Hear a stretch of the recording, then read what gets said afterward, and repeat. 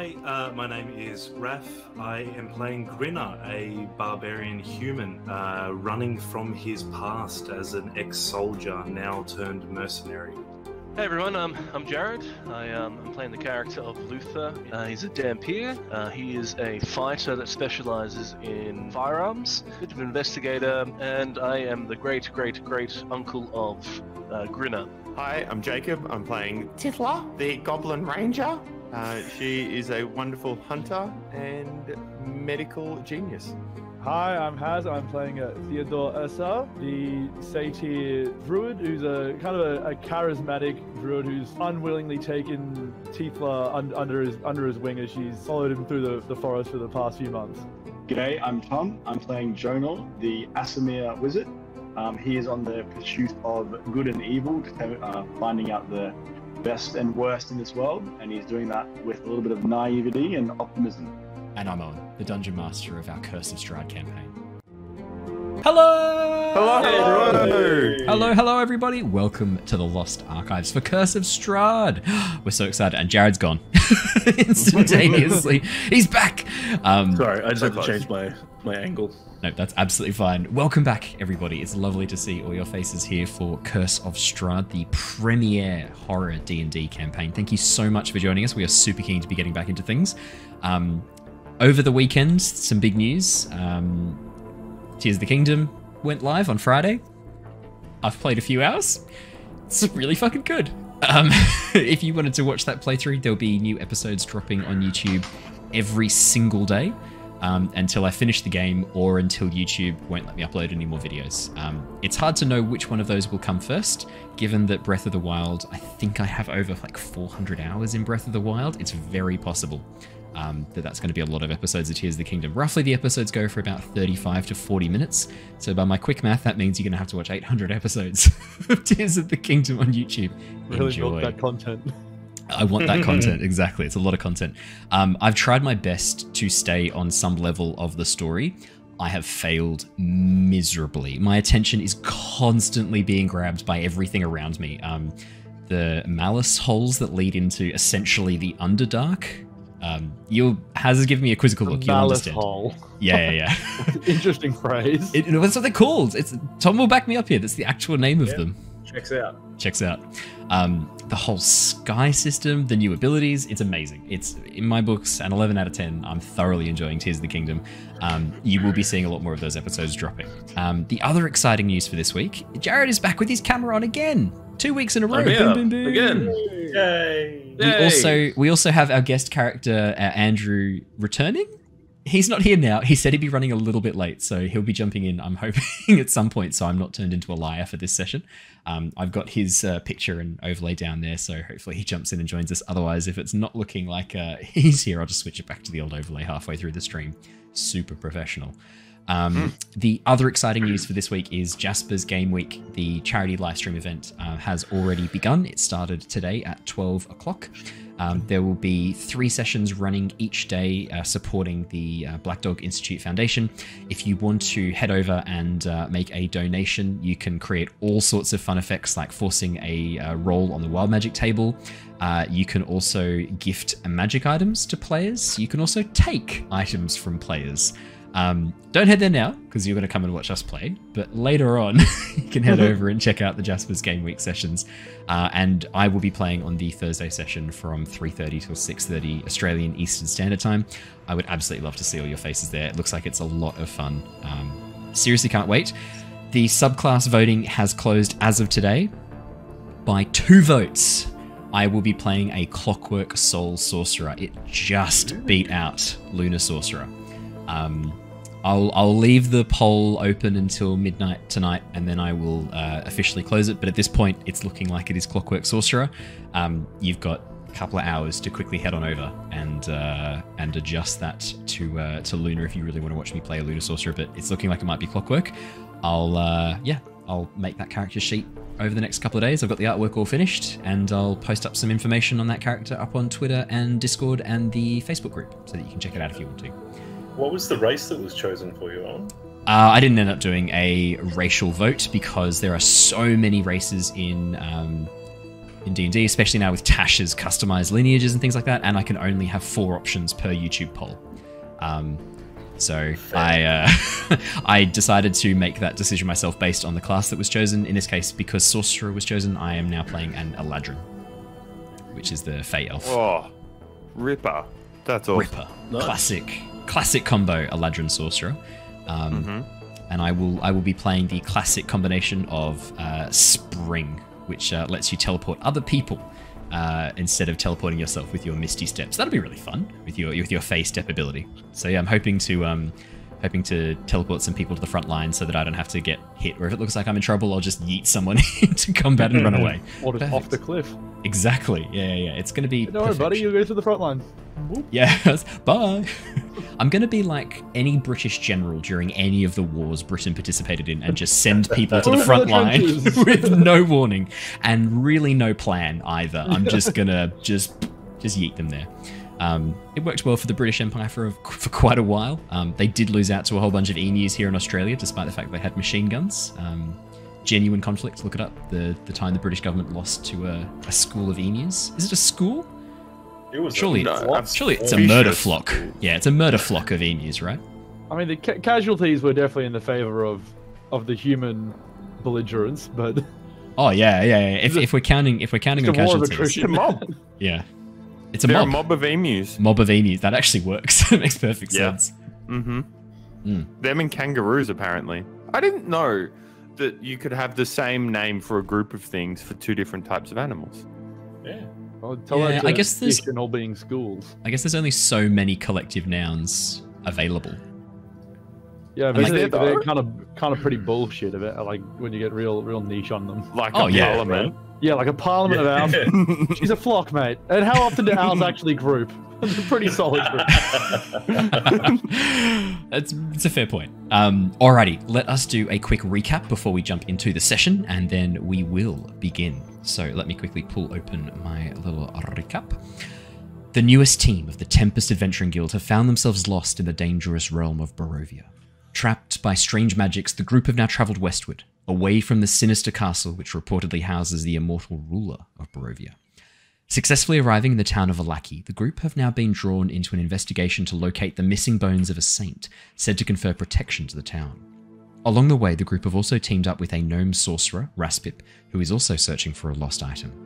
Their paths seem to lead in the same direction, the Wachter family, who have much to gain from the acquisition of both bones and enchanted ring.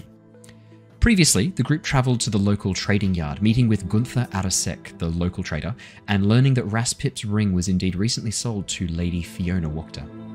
A series of unfortunate events led to Grinner being detained in the stocks, while the rest of the group helped Rictavio, a half-elf bard, escape the town with his direwolf, and then investigate the Wachter manor.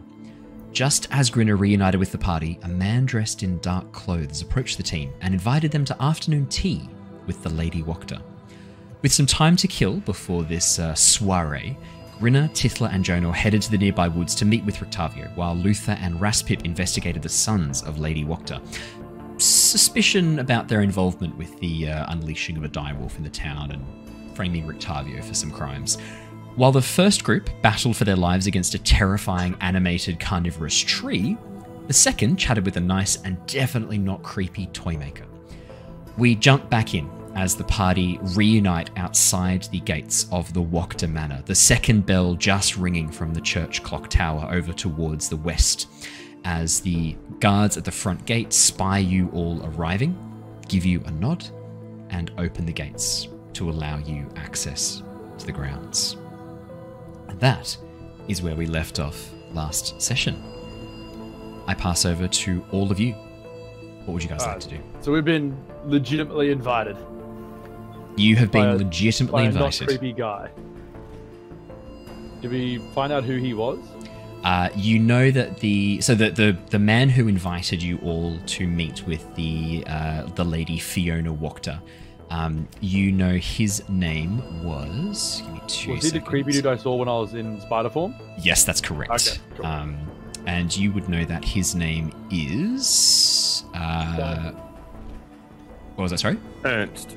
Ernst. Thank you. I literally just found out you said that. Yeah, Ernst. Okay. Alright, so we gotta figure out our tact. I think Grinner's probably like just in full defense mode. He knows he's kind of going into the belly of the beast, as it were. So I'm wanting to keep an eye out for how many guards, guard rotations, entrance, exit, all of that for anything that I can see, any quick egress from the property, from like windows, etc. Like really mapping everything. Yeah, Grinner, do you want to make me a perception check, please? You bet I do.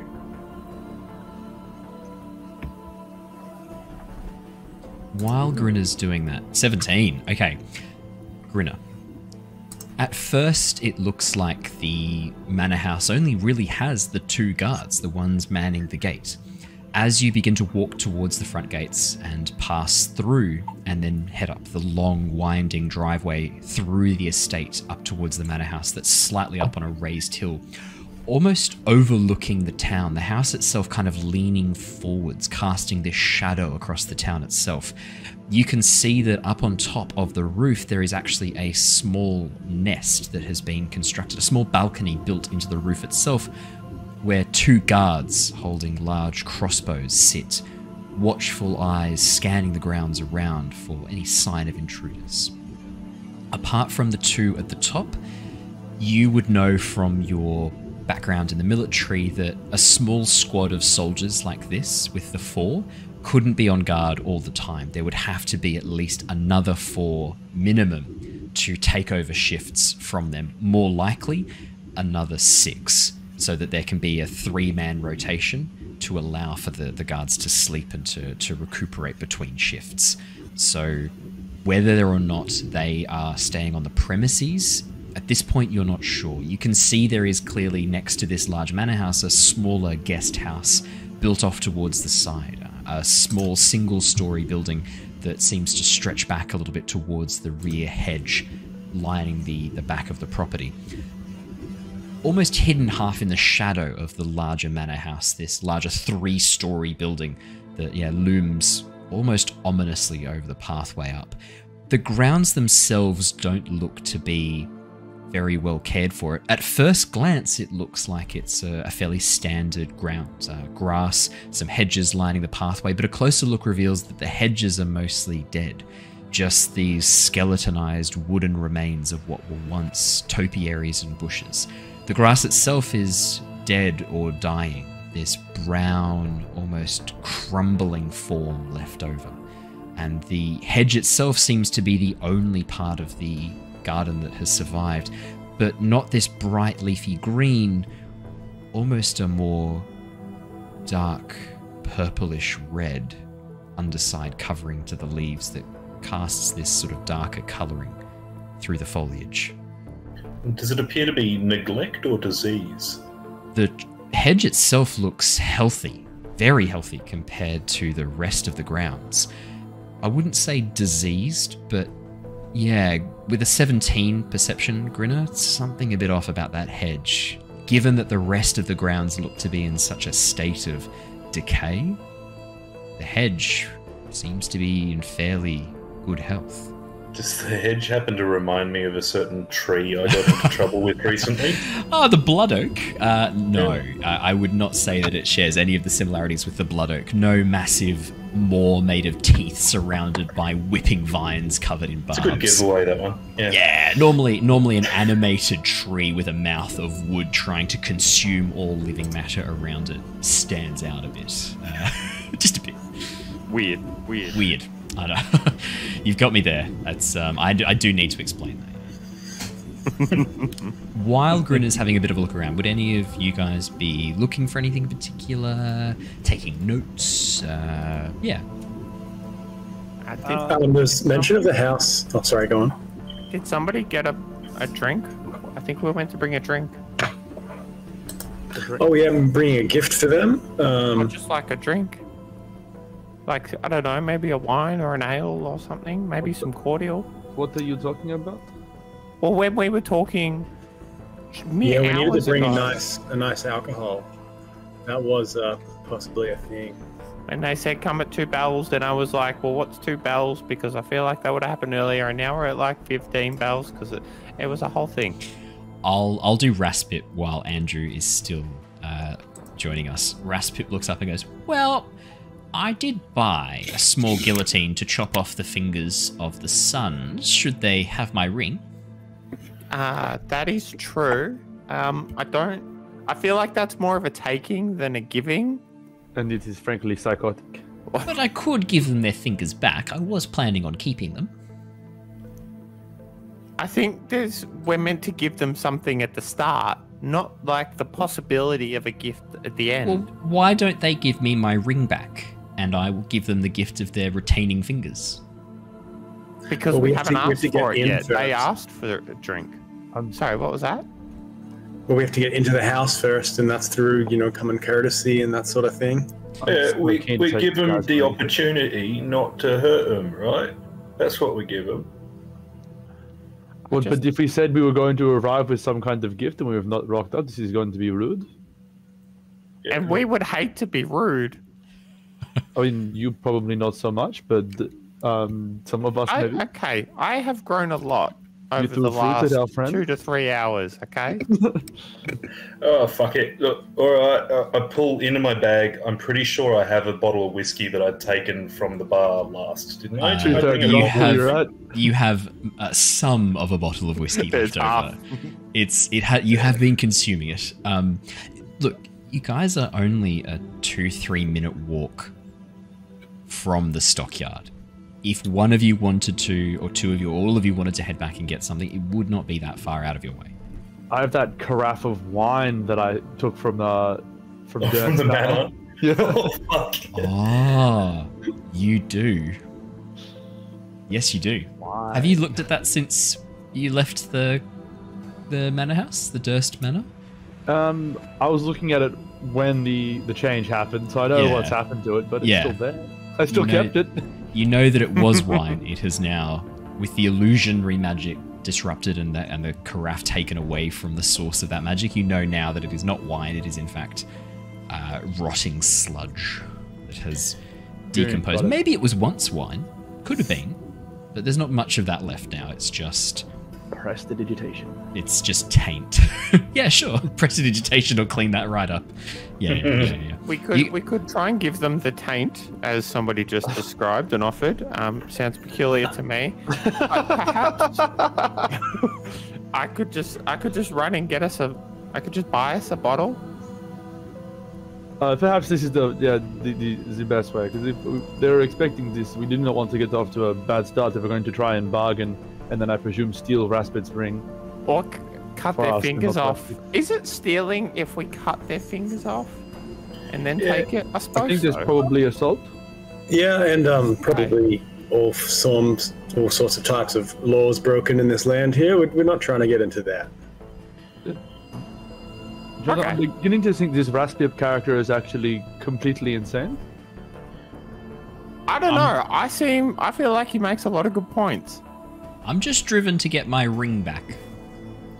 Yeah, look, all right, that's enough of this. If Tithla's going to go get a bottle or something, look, she can't go alone. She's going to fuck it up. I'll go with her. We'll go get the water. We'll come back. I mean, as olive branches go to repair a relationship, okay, I suppose. All right, solid 4 out of 10. Wine, Grinner? C+. No, Tithla looks at that and she's just crying with tears of joy. Okay. Okay. Then I guess it's a B-. We will wait here for you, or we will go make introductions, and then you'll join us. We'll say our valets have gone to pick up the wine. Will only be not long. Alrighty. While Grinner and Tithla rush off back through the gates, the guards opening the gates once again, kind of looking a bit confused as you guys, sorry mate, push your way back out through the gates and head back into the town. We'll jump over with the other group first and we'll come back to Grinner. Actually, no. Let's do Grinner and Tithla first, and then we'll come back to the others, because however long Grinner and Tithla take is actually more important for me to know first. So let's do Grinner and Tithla first. Grinner and Tithla, as you rush out through the main gates and begin heading back onto the main street, where would you like to go? Did you want to head to the stockyard? Did you want to head to the Blue Water Inn? Did you want to head to Anywhere else? Where would you like to go to fetch the alcohol? I think we're both planning on taking the whole session to do this. So no, Probably whatever's closest, so we can really focus on the interaction. Probably the stockyard. I think I would have just started walking that way. I wouldn't have checked with Tithla. Oh, okay. Yeah, we can go that way. I don't know where we're going. Yeah, we're off to the stockyard, love. Let's go. Okay. What is there a place there? Well, I'm pretty sure I've got booze in crates there. That's. Oh, we're just gonna steal some. Okay, that sounds like fun. Yeah, let's do that. Actually, that I didn't really think about the money side of it. I didn't bring much, so that will do. And look, I wanted to have a chat with you. Grinner, I'm sorry. Okay, I love you. You're my best friend. Yeah. Wait. You're my second best friend. You're not there, Theodore. I can sense it. You're one of my best friends. You can't sense it. I want that on record. If we're like walking along, how busy is the street? 2 o'clock in the afternoon. Not too busy. You know from before. From before when you could see the mayor of the town, the burgomaster, heading through the streets, calling for everyone to be cheerful, for their faces to be filled with smiles. You could actually see a number of the townsfolk coming out and joining in the procession, but an equally great number kind of hiding away and leaving the streets in advance of the mayor walking along. The streets have not yet refilled. There's actually kind of a bit of a weird silence as you walk along the streets. You can hear the sound of people talking and voices coming from further towards the southwest of where you are, but this stretch of main road that leads down towards the stockyard is actually almost a little bit eerily quiet. You would know from your time near the stockyard that the burgomaster's manor house isn't too far away from the stockyard. This is probably the route, that he walked first. You saw him emerge from this main road out onto the crossroads where you first saw him. Probably he came from this direction. It looks like the streets have not yet refilled since seeing that psychopath walk along calling out for people to smile more to banish the darkness. Alright, I'm probably gonna stop abruptly while we're walking and just kind of crouch down in front of Tithla and just look at her. Yes? Look, in a group like ours, right, it's important that we have each other's backs, right? Uh-huh. I don't feel like you have my back. I feel like you fucked that up a little bit. And I don't... Look, maybe the trust will come back, but I don't trust you, love. I'll look out for you. We're a group. And I'm here to protect you and everybody else. In whatever capacity that is. If it means that I have to run around and get myself caught to save you lot, then whatever. But I expect, a little bit of a little bit of give and take, Yeah. And I did get that. And, I'm not good at emotions and shit, love, but that cut me inside, right? So you're forgiving, but I'm not forgetting. Grinner, I've never had any friends. My mum and my dad looked after me. But I mean, look at me. People don't like me. I'm disgusting. Well, you probably could wash a little more. But... My mum and dad said I had a wonderful natural scent. Yeah, look, they were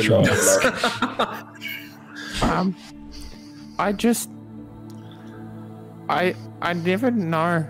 I've never practiced being friends. I always tried to play jokes and be silly and have fun with people. And they just never liked it. And I thought that was because they weren't my friends. But I suppose maybe I'm just not very good at it. And maybe I don't have any friends because I've always pushed them away. All right, love. You know what we're going to do? I'm going to teach you about something called boundaries and the line, right? If you don't cross the fucking line. Is it like dancing? No. Well, no. Okay. Right, good chat. I pat her on the head and start walking. Okay. And Brilliant. Tithla has a couple of tears running down her face, but she also has a little skip while she's walking slightly behind Grinner so that he can't see. And that's some healing.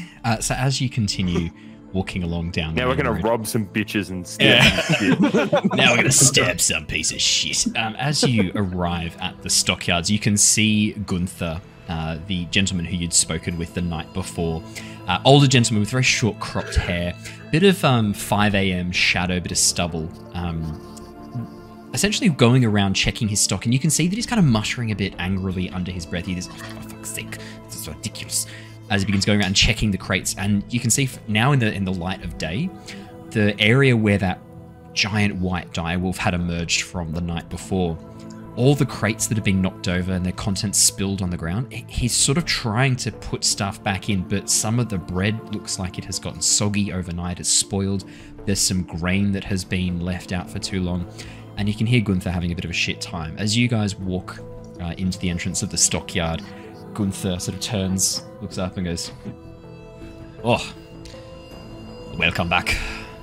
How was your night? Mine was rather shit." Yeah, it was an experience, let's put it that way. The fuck was that big white wolf thing? Fuck's I sake. assume you lot drove it off when I came out to have a look. It was gone, and the guards did not say they did it. I thank you if it was you. That's good of you to do. Thank you. Yeah. Have my thanks. Yeah, we just got rid of it. Oh, it is pretty impressive. That thing looked rather large. Well, Yeah, we're very impressive, so we can't divulge our secrets. oh no, I would not expect you to. No, I'm sorry, we can't tell you.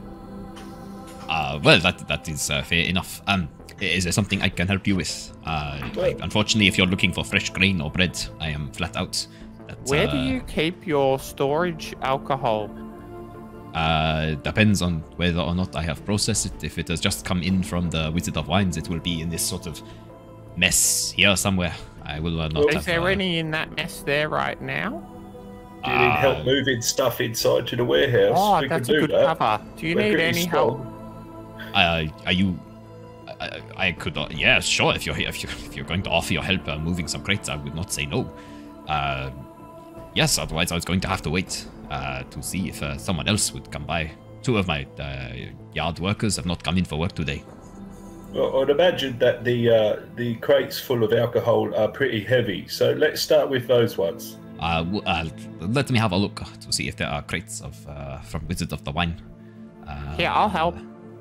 Right. Do you want to make a perception or investigation check, Tithla, and Gunther, as you're sort of having a bit of a look around, there's a bit of a sort of a wander around looking, and you can see him sort of like trying to look for a symbol. He's sort of randomly describing it in like little random bits of pieces. Looking for some sort of like a group of grains and grapes with like a hat on them. It is like a really big pointy hat. 21 Tithla. As he mentions, it's this one. yeah, as he mentions pointy hat, you immediately like look down at your feet, and it's not a huge crate. It's only sort of about 40 centimeters by sort of like 1.2 meters. But you can hear, as you sort of like give it a bit of a nudge, you can hear the sound of tinkling glass within. And as Gunther looks up and has a bit of a look through the cracks, he goes, yes, this is the wine from the Wizards of Wine. Look, I could, if you're willing to carry this in, this stuff is not the most expensive. I could offer you a bottle in exchange for you helping me carry some stuff. Okay, I'll help carry. Well, if that's not the expensive stuff. Where's the expensive stuff? The expensive stuff, if it is not on sale inside the general store, which I am not managing right now because I'm out here putting away all this shit.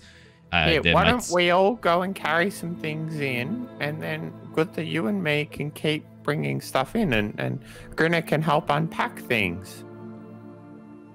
Well, sure. we don't have fucking time for that, Tithla. We can't be here all day, love.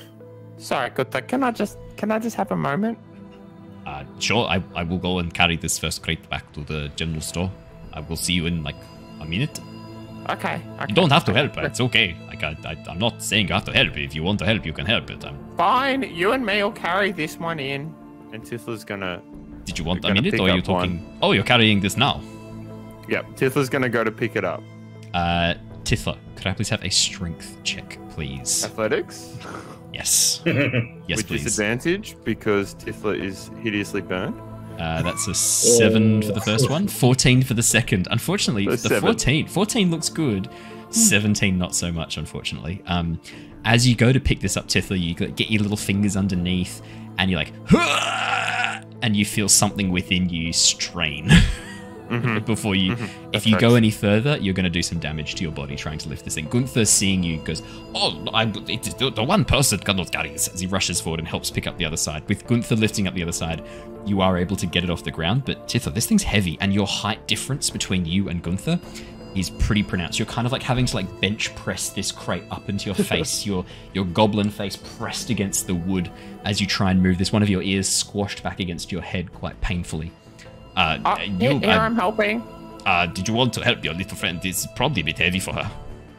Grinner's just gonna light a cigarette while he watches. No? Okay. Well, we will keep pushing. I've got it. I'm strong and independent. She's good. Okay. Tithla, you get about, I'd say like 20 meters towards the warehouse before your knees start to buckle. I need you to now make me a dexterity saving throw to avoid something happening. Oh, that's fine. I don't have disadvantage on the saving throws, do I? You do not have disadvantage on saving throws due to your horrific burns, which have still not been fully healed. Oh, come on. 11. Tithla, as you start to lose your grip, the crate begins moving towards you, and just as you try to slip out from underneath it, the side of the box clips your head, dazing you, sort of knocking your senses for a moment. You're going to take... It's only 2 points of damage, don't get too excited. 2 points of damage as the wine crate drops towards the ground. Gunther's going to do his best to try and save it. No. No. The crate breaks open, spilling out bottles of wine across the muddy ground. A couple of them crack and smash. A number of them do not. As the wine bottles spill onto the ground, Gunther lowers the crate, looks up at you, Tithla, looks at Grinner, looks at Tithla, looks at the bottles and goes, you know, maybe I think I might have this by myself. I'll tell you what. We'll go get you some cloths from inside your shop so you can clean this up, eh? I'm not going to be wiping my good clean cloths on this filthy muddy ground. I'm just going to leave it. It's just like liquid on the ground. It's already muddy. Like what's more wine going to do? I'm not going to like scoop it up and try and like squeeze it back into a bottle. Oh, shit, I've only done that once. It didn't work. I tell you what, is there any bottle that is like cracked but not spilled? Roll me a D100, Tithla. I'm giving this a percentage. Yep, D100. I'm giving this a percentage. Easy. Let's see. 79. Yes, I set this at 75 and above. 25% that one of the bottles wouldn't crack. 79 is more than sufficient. Tithla, yeah, you can see one of the bottles on the ground hasn't spilled out. The side has cracked, but the label around it has actually kept the bottle together. The crack spider webs down behind the label, but it doesn't look like it's leaking. And the label itself is quite pretty. It's this papyrus that's been glued onto the outside that shows a vineyard stretching over a large moon rising in the distance, and it says the Wizard of Wines. Yeah, this is a Merlot. I'll take the Merlin.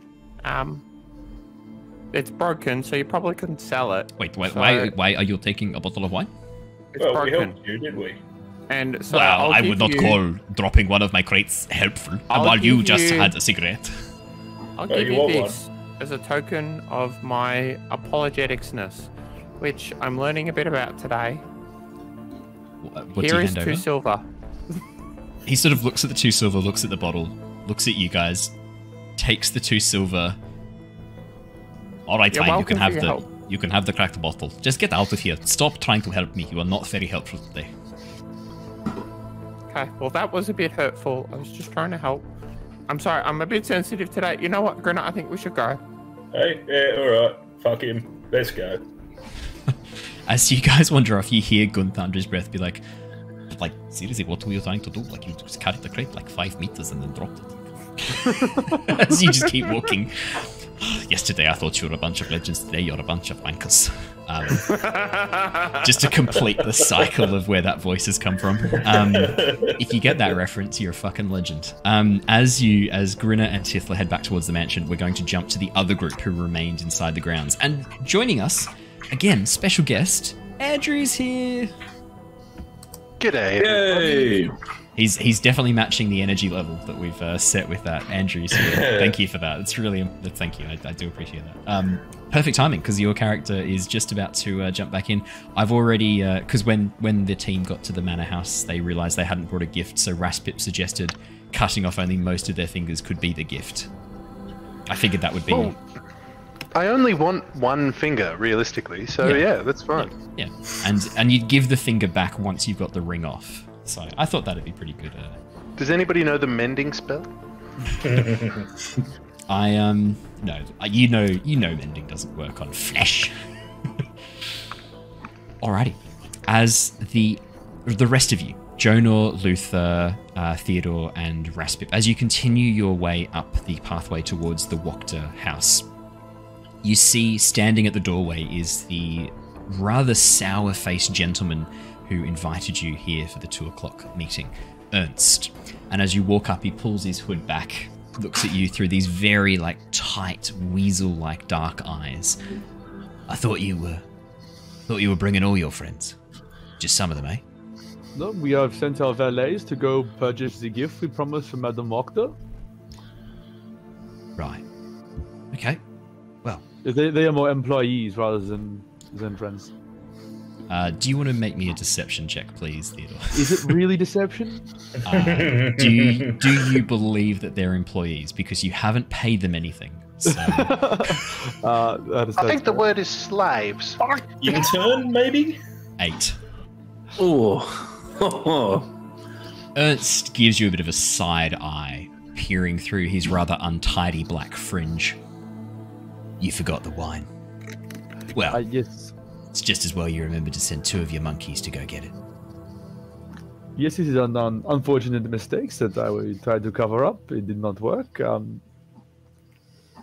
Please accept our apologies. They will be back shortly, I'm sure. I cannot imagine any hijinks that those 2 would get into that would delay them for any length of time. Well, see, we've got ourselves a bit of a balancing act here. Maybe it's best if we wait for all of you to arrive and present the gift to Lady Wachter as a group. But I don't want to make the lady wait any longer than is absolutely necessary, or that's going to piss her off even more. So I'll leave the decision up to you. No skin off my nose. I don't think we need to wait either. Yeah, I think that she gets a gift regardless. We obviously will not say we forgot. We'll just say that it was being ordered in special, and we had to go pick it up. A cracked bottle of wine. It's unique. It's unique. Well, come on in then. I'll announce you. Just be polite. Don't use any obscenities around the lady. And make sure you treat her with the decorum afforded to one of noble birth. And you'll be fine. Alright. I did not really ask your advice, but thank you. You don't need to ask my advice. I'm giving it to you free of charge. Aren't you a lucky little fuck? I thought we were saying no profanities. We're not in front of the lady right now, are we? I would expect one in her employ would maintain the level of decorums that would be expected as if she was always around. For her reputation is reflected upon you. No, my reputation is its own. That's why the lady employs me. Because of my skills. What are your skills? Proficient.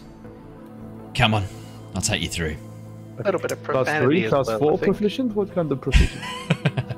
As he opens the door and leads you guys in. I feel like as Theodore almost keeps talking, I'd probably start dragging him along. As he's still asking him these questions, just antagonizing him. Jonor come on, Theodore, let's go. Come on. Jonor and Theodore have actually seen inside the manor house before. So as I described previously, but for Raspip and Luther, this is your first time seeing the inside of the Wachter Manor. The large entryway that leads to a massive grand staircase leading up to the floors above at first glance seems opulent, but as your eyes adjust to the dim light, you can see there is a thin patina of dust on much of the paint and much of the displays hanging from the walls. You can see the carpet, this rich, beautiful maroon red, has actually faded in parts and is somewhat stained and threadbare in the corners. Your impression walking into this place is one of wealth that has faded and aged. The gentleman, Ernst, doesn't lead you towards the double staircase, instead taking a left-hand turn and opening a set of double doors that lead into a sitting room and dining room. There, seated in front of a roaring fire, gently stroking a large black and white cat, mostly black with these sort of like white streaks through its fur, is a woman in her late 50s. Greying hair held back into a very tight bun, rather sharp, angular features, very dark, piercing green eyes. Holding in her hand a notebook, which she looks over the top of as you enter, before closing it very slowly, placing it next to her, and standing as you walk on through. Ernst quickly jumping in front. Lady Wachter, the Outlanders, as requested. Thank you, Ernst. Please, that will be all. There are some more coming, my lady. Oh, well, we can get started. If you could direct them in once they arrive, Ernst, that would be wonderful. Thank you. Right away, my lady. Ernst gives her a subtle bow of the head before closing the double doors, leaving you in the room with the Lady Wachter. She stands there for a moment, looking at each of you, sort of sizing you up, a full up and down. Well, I am Lady Fiona Wachter. And you are? Theodore Ursa, at your service, madam. Luther, lovely to meet you. And I'm Jonor the Wizard. Lovely to meet you too.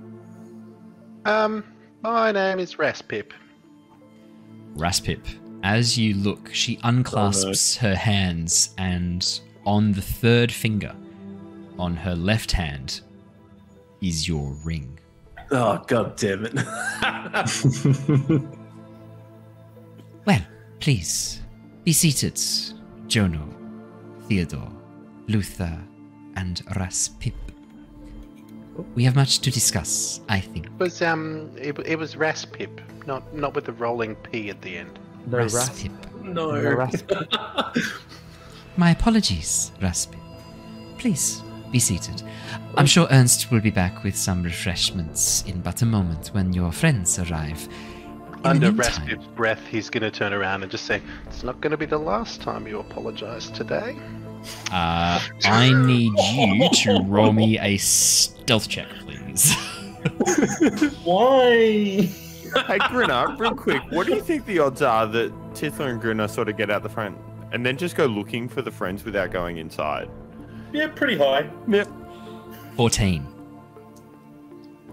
If the Lady Fiona Wachter heard anything, you're not sure because you're facing the other way. Anyone with a passive perception of 14 or higher, you not only hear Raspip's comments, so Luther, you do hear Raspip's comment in that case with a 14 or higher. Anyone else You also 14 or see higher? that he doesn't give a shit. Yeah, I'm 16. 16. What's your passive perception, Theodore? 16. And Luther? 15. 15. And Jonor? Lady Over Wachter. my head. Fair. I mean, you don't see any change in her body language or behavior at all, Luther. Theodore, there's a brief frown that crosses her lips for but a moment. Oh no, she heard it. I give him a little goat kick. Just be quiet, Raspip. Well, Oh no. you've been in this town for a few days, no? That is correct, my lady. And what I would are like to your- apologize for our friends being late. We have ordered in a special gift to present to you, but the man Gunther from his store was unable to acquire it in a timely fashion, so we have sent our friends to go pick it up now. I deeply apologize for this delay, and we mean no disrespect. And we That's very appreciate your kind. hospitality. Very kind of you, Theodore. And so unlike Gunther to be short-handed. But I do hear there was some excitement in the stockyards last night. Perhaps he had a rather restless evening. This perhaps. I mean, he did as well as he could. We gave him relatively short notice, so that is on us. But my sons, Nikolai, they informed me that there had been a disturbance in the stockyard. Some creature that had found its way into our quaint village. Were they there? My boys often roam around. Nikolai and Karl, yes, they reported that there was a disturbance in the stockyard. They said they ran straight to the guards and summoned them immediately when they heard the commotion. Well, that is very responsible of them. Oh, I have done my best to raise them as upstanding citizens. But please, tell me, what do you think of our little town Vallaki? Oh, it is lovely. It is, to be completely honest, significantly nicer than the town of Barovia. And you, Luther, what are your opinions on our town?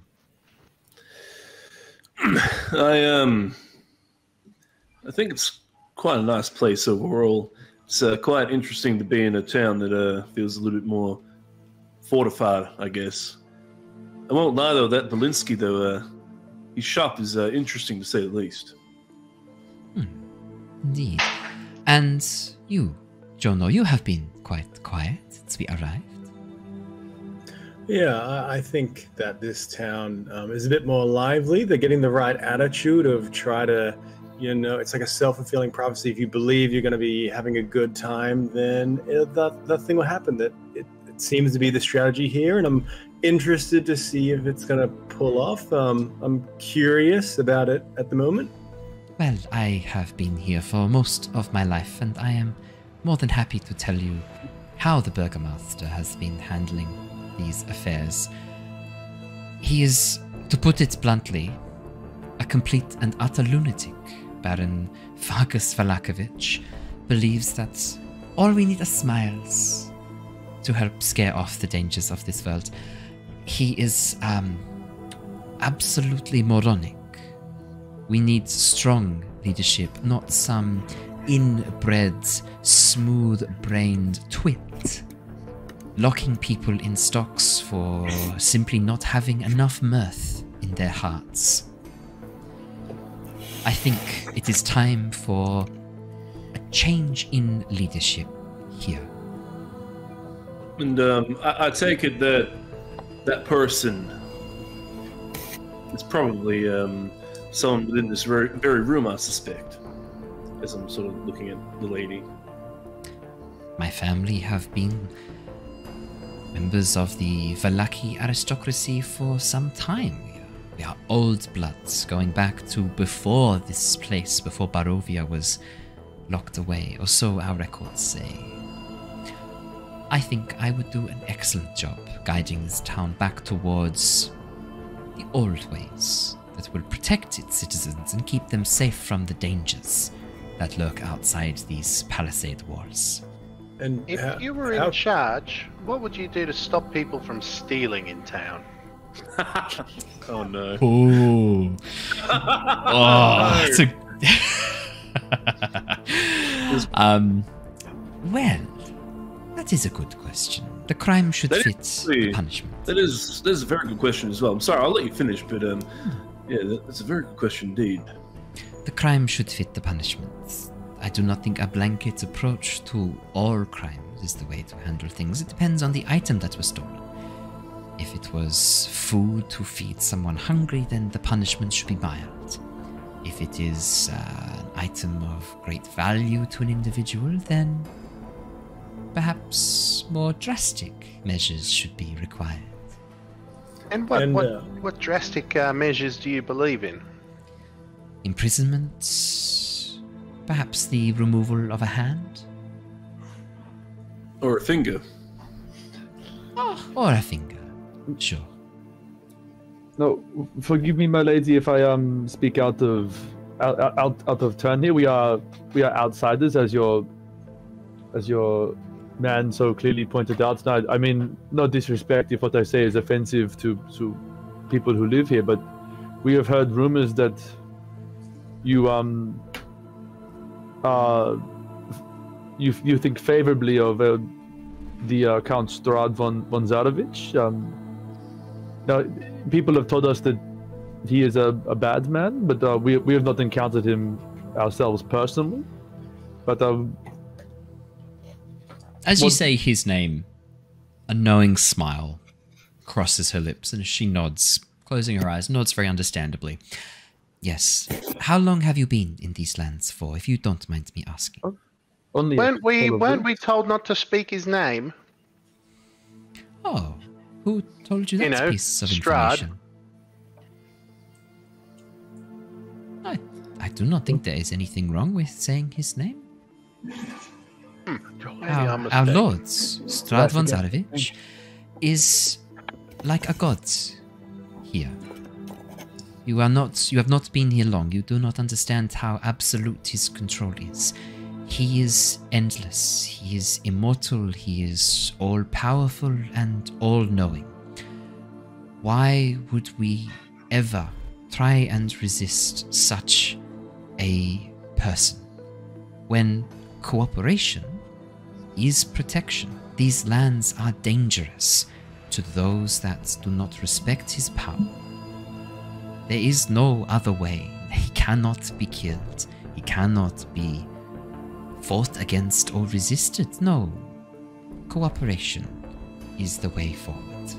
Absolutely. If we want to protect these people and protect our lands, it is the only way.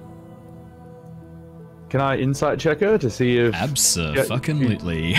he truly believes that shit? Oh, I'm rolling good tonight, boys. Oh, wow. 6 insight. I mean, Theodore, as she speaks all of this, you don't see any signs of disingenuity. She seems to be very... All checks out. Yeah, like, and The mayor seems dumb. Strahd seems very strong. She seems reasonable. yeah, I mean, what she's saying as she says that, I mean, when it's put so bluntly like that, it doesn't sound like it's that unreasonable a position for her to have, really. All right, looks like we've got a new political campaign to run. Forgive me for being presumptuous, but you've obviously asked us here for a particular reason. Oh, yes. I assume you have a request of us? Yes, I need your help to depose our Mayor Vargas. This is something that I cannot have my hands in. I need to be separated from this. And if I were to employ the use of my associate, Ernst, it would be far too easy to tie back to me. So, I was hoping that I might be able to enlist your help. And what would you be asking us to do? I am hoping that you could maybe visit a few of the sympathetic people around town, and then, with their assistance and their encouragement, not mentioning my name, of course, maybe you could get them to march on the Baron's mansion, while you sneak around the back, head inside, and either kill him and make him disappear, or find something that we could use in his house to discredit or depose him. Make him ridiculed and tear him down, either physically or emotionally, I cannot. That sounds perfectly reasonable to me. Do you mind if I use your bathroom? I need to do a poo. You will find a latrine for guests in the guest house. If you step out in the hallway and talk to Ernst, he will direct you to where you need to go. My lady, I am sorry for my associate's lack of decorum. He is, look, we do not really know him, he is definitely an odd one. He's not with you? Am I not allowed to say the word poo? Raspip, you are leaving, I believe? Right as Raspip stands up, Grinner and Tithla, you have walked up the driveway. That's exactly perfect timing. You've walked up the driveway, arrived at the front of the manor, and Ernst is just showing you into the room. As the doors open and you are guided into the sitting room... Grinner, they're probably not inside. I think we should probably do another lap or two. Would they go in without us? Sorry? Did you want to go in, or...? I suppose if Ernst... somebody's telling us they're inside, we'll probably believe them. It's up to you guys. Do you want to go inside? I assumed... I'll go in, but I want to be sizing Ernst up, like, heavily. I want to try and gauge this guy. I'd say either perception, investigation, or if you're trying to sort of, like, get his body language, more of an insight check. So perception or investigation to kind of get a bit of a read on, like, maybe weapons that he's carrying, or... whereas insight is going to be more about how he holds himself and his kind of general body language. Yeah.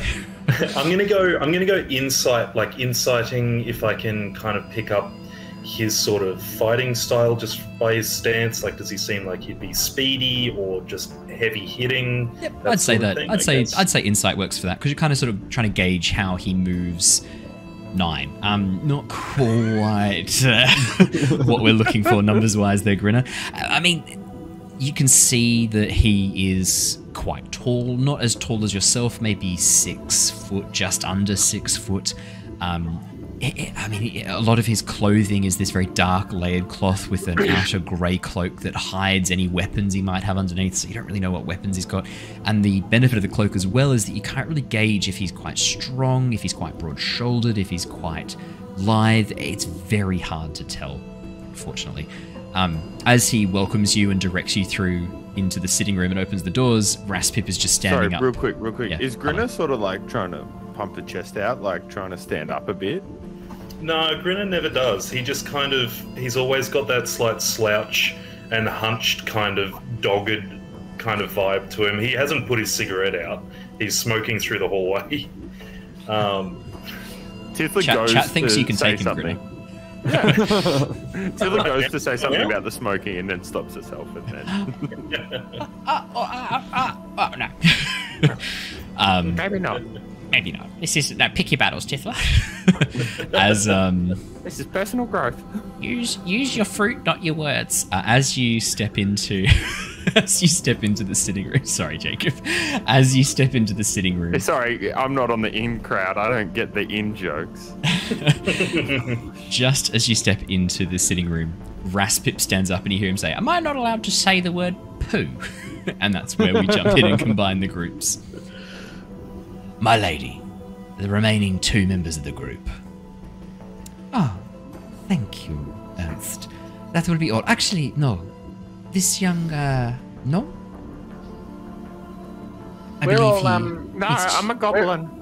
Hey guys, haven't seen you in a while. Sorry, you. Just as a heads up, that if you want to do a wee or a poo, you got to do it now, because we're talking about some serious stuff in here. Right. Thanks, mate. Good to know, I guess. Yeah, okay. Okay. Weird. Okay. That was a Do good we intro. like him yet, Grinner, or not? Jared, that was good. All right, I'm gonna go poo. I do have the done pet well.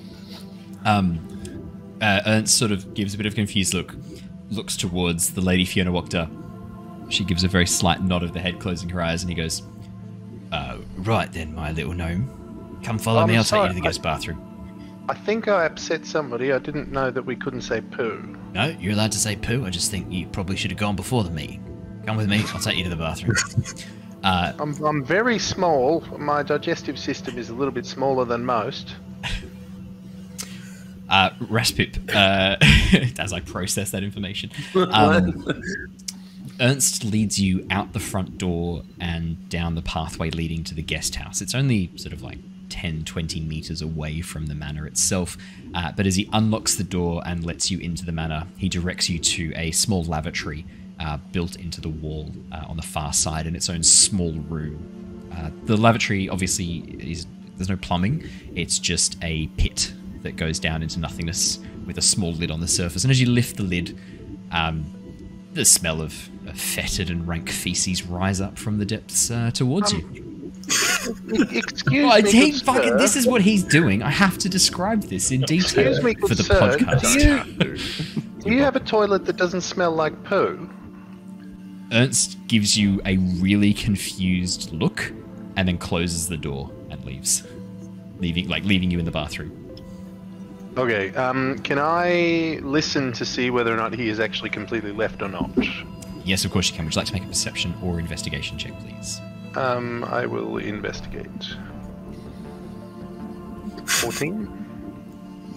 14. As you have a bit of a listen, you can hear the sound of footsteps retreating down the hallway for probably about 8 steps, and then the sound of creaking as someone leans against a wall. I am going to open the door. Was the door on a hinge or something that Door's was on like a hinge, slow closing? and it opens inward, and he just closes the door to close you into the small room. I'm going to open the door, Okay. and then I'm going to tell him, are you sure there's not anywhere else I can do this? You can use a fucking bush out the back if you want. That's your choice, mate. Nah, this might be better then in that case. All right, thank you. I'm going to walk around outside with the door still open. I'm going to walk around the door so he can't see me. Okay. I'm So you're gonna still cast inside the in- room. Yes, inside the room. inside the toilet. Yep. Yes, I am then going to proceed to cast the invisibility spell. Right. So you're not closing the door. You're just sort of like I'm half not closing the door. it. Gotcha. Correct. Yep. I'm casting the invisibility spell using a sorcery point to cast that as a subtle spell with no verbal or somatic anything to it, so he has Amazing. no idea that I've cast it. Brilliant. And then I'm going to make the door look like the door has been closed from the inside, but I'm going to sneak out as I close it. I mean, that's not too hard to do. The handle is just a circular hole in the planks of wood. So all you have to do is just grab it and pull. And with your hand being invisible, he would just assume someone had pushed on it from the other side. So that's Beautiful. not a problem. That's easy to do. Yeah, you just close the door behind you, completely invisible, and then just walk right past him. Perfect. I am going to walk Can up you to make the me main a house. stealth check, please? I just need to know how stealthy you're being, because if it's a natural 1, there are going to be things that happen. I'm going to try and stay away from him, obviously Yep. keeping a distance. I don't Yep. want to like walk right in front of him being an idiot. That's fair. But I will still grab a stealth check. oh, it's a nat 1. no, it's not. It's almost. 7. It's a Well, 9. right there. I saw the 7. It looked like a 1. I was like, oh, no, we're good. It's fine. As you close the door, Thought I and cocked then that begins up. like very carefully try and walk. You can see that Ernst has pulled out a small notepad and is taking notes, occasionally sort of looking back towards the toilet door, and then sort of shaking his head a little bit and taking some more notes. As you walk past, he like pauses. He hears something, maybe one of your footfalls just scuffing the edge of the ground. He sort of pauses for a second. Looks around. Shrugs, goes back to writing some notes as you continue walking past. Alrighty. Beautiful. I'm going to walk up to the main house. Brilliant. As you get to the front door is closed, but there's no one there guarding it, as Ernst was at the bathroom waiting for you to come out. So you just open the door and step on through. Here we go. What would you like to do, Raspip? I'm going to go inside and just suss out whether or not there's any other people in the building. As you step inside the house and pause and have a bit of a listen, could you make me a perception or investigation check, please, Raspip?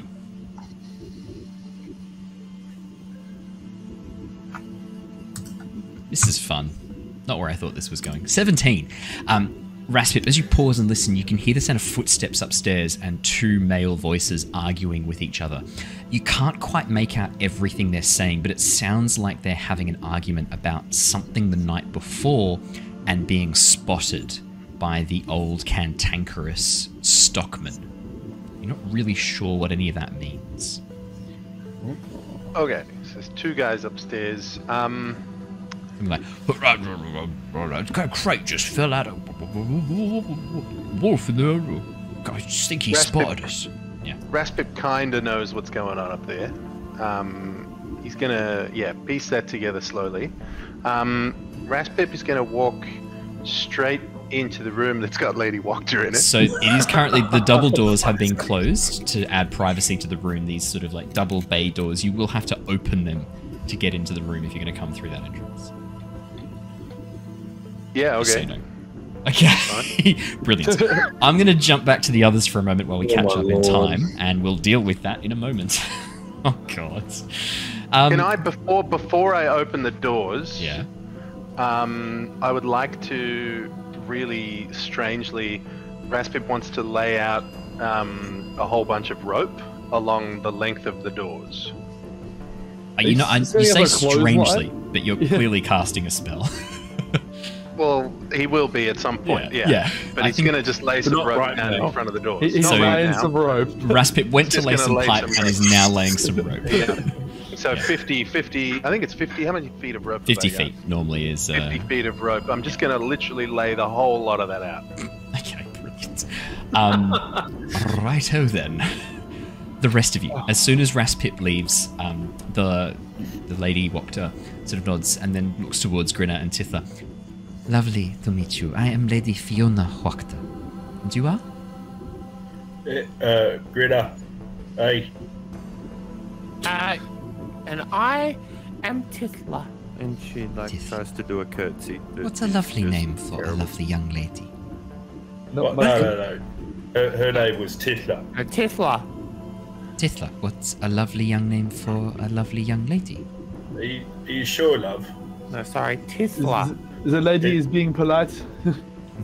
So I believe you. I'm so sorry. I'm so sorry. Thank you, dearly. I believe you collected a gift that we ordered from Gunther for the lady. Well, Oh yes, that's what we didn't forget about at all and had to run off last minute. We'd always planned this. Yes, we did. Here you are. She presents the cracked bottle of moderately priced wine. yeah, just careful of that one. It's dripping a little bit out that It's crack. ready to go. The Lady Fiona, for anyone who has a passive perception of higher than 15, swallows whatever response she was going to make. Oh. Who's having a fire alarm? Must be Tom. Tom's burning his toast, or he's having a stroke. It's one of those two options. It's done. They're both He's- okay. Do people He's think back. it's a stroke alarm? Like, is that what a stroke alarm sounds It's a like? stroke alarm. When I stroke. If you start to smell burning toast, you're having a stroke or overcooking your toast. That's the only two options. As the Lady Fiona looks towards the cracked bottle, you can see she's sort of like, yep, reaches out, takes it, and goes, oh, what a lovely gift. Thank you so very much. I will save this for some special guests. Or maybe you would like to try some now?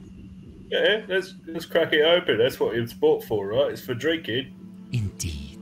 There are some glasses on the mantelpiece. Would one of you be a dear and pour some wine? Also, don't- Grinner, I think the word crack it open is a bit on the nose at the minute. I thought that was a pretty good one. I'm glad somebody picked up on that, actually. And I'm currently the suggestion to go controlling the buy the- Lady Fiona Wachter's emotions right now. I have to be like, bite down, you need these people, Fiona. at the suggestion that they go collect glasses and seeing what they've done to this bottle, I stand up to go get them in Titla's place. Great. Could you please make me a dexterity saving throw with disadvantage to pick up glasses and not drop them on... No, I'm kidding, obviously. Obviously, I'm kidding. As you take the bottle and head on over, there are indeed on the mantelpiece, just behind the fireplace, a cabinet full of glassware. You can see there are a number of matching glassware sets. Excuse me. Pull out 7 glasses and begin. Well, actually, I should ask how many glasses do you bring out and how many do you pour? Yeah, one for the lady, one for Jonor wants in. Yeah, I pull one for everyone, except not Raspip because he's not here and he's a bit murdery. Yeah. As you finish pouring the wines and bring them back over, Fiona begins or resumes talking.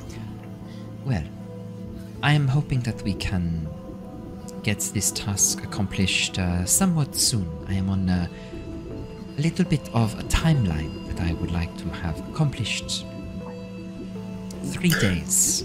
May I ask what is the rush? You've waited a while already. You said your family's been here in the aristocracy, but not running the town for hundreds or thousands of years. So why all of a sudden 3 days?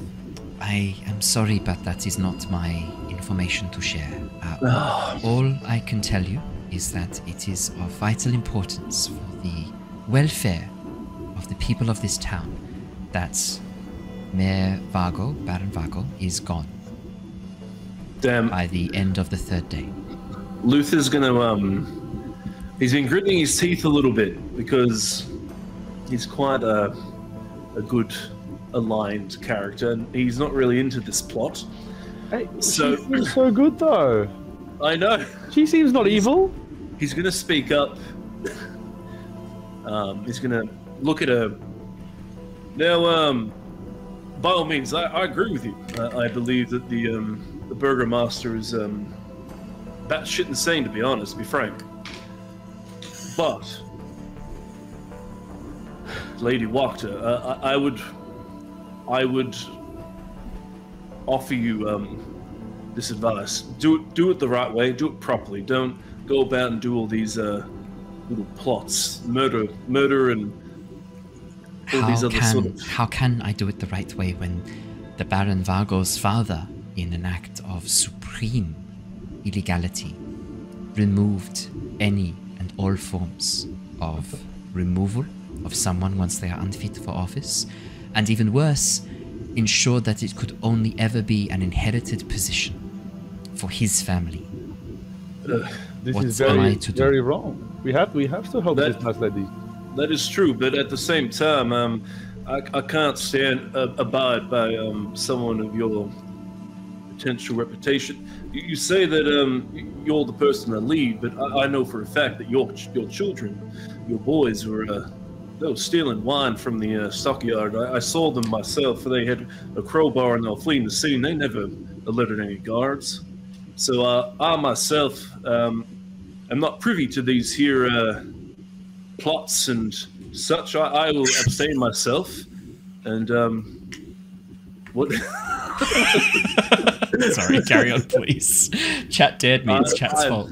For podcast listeners, I've got a set of giant googly eyes that I normally have attached to my VR headset. They fell off the other day, so now I have a set of googly I've never eyes. seen Googly eyes. But no, I abstain.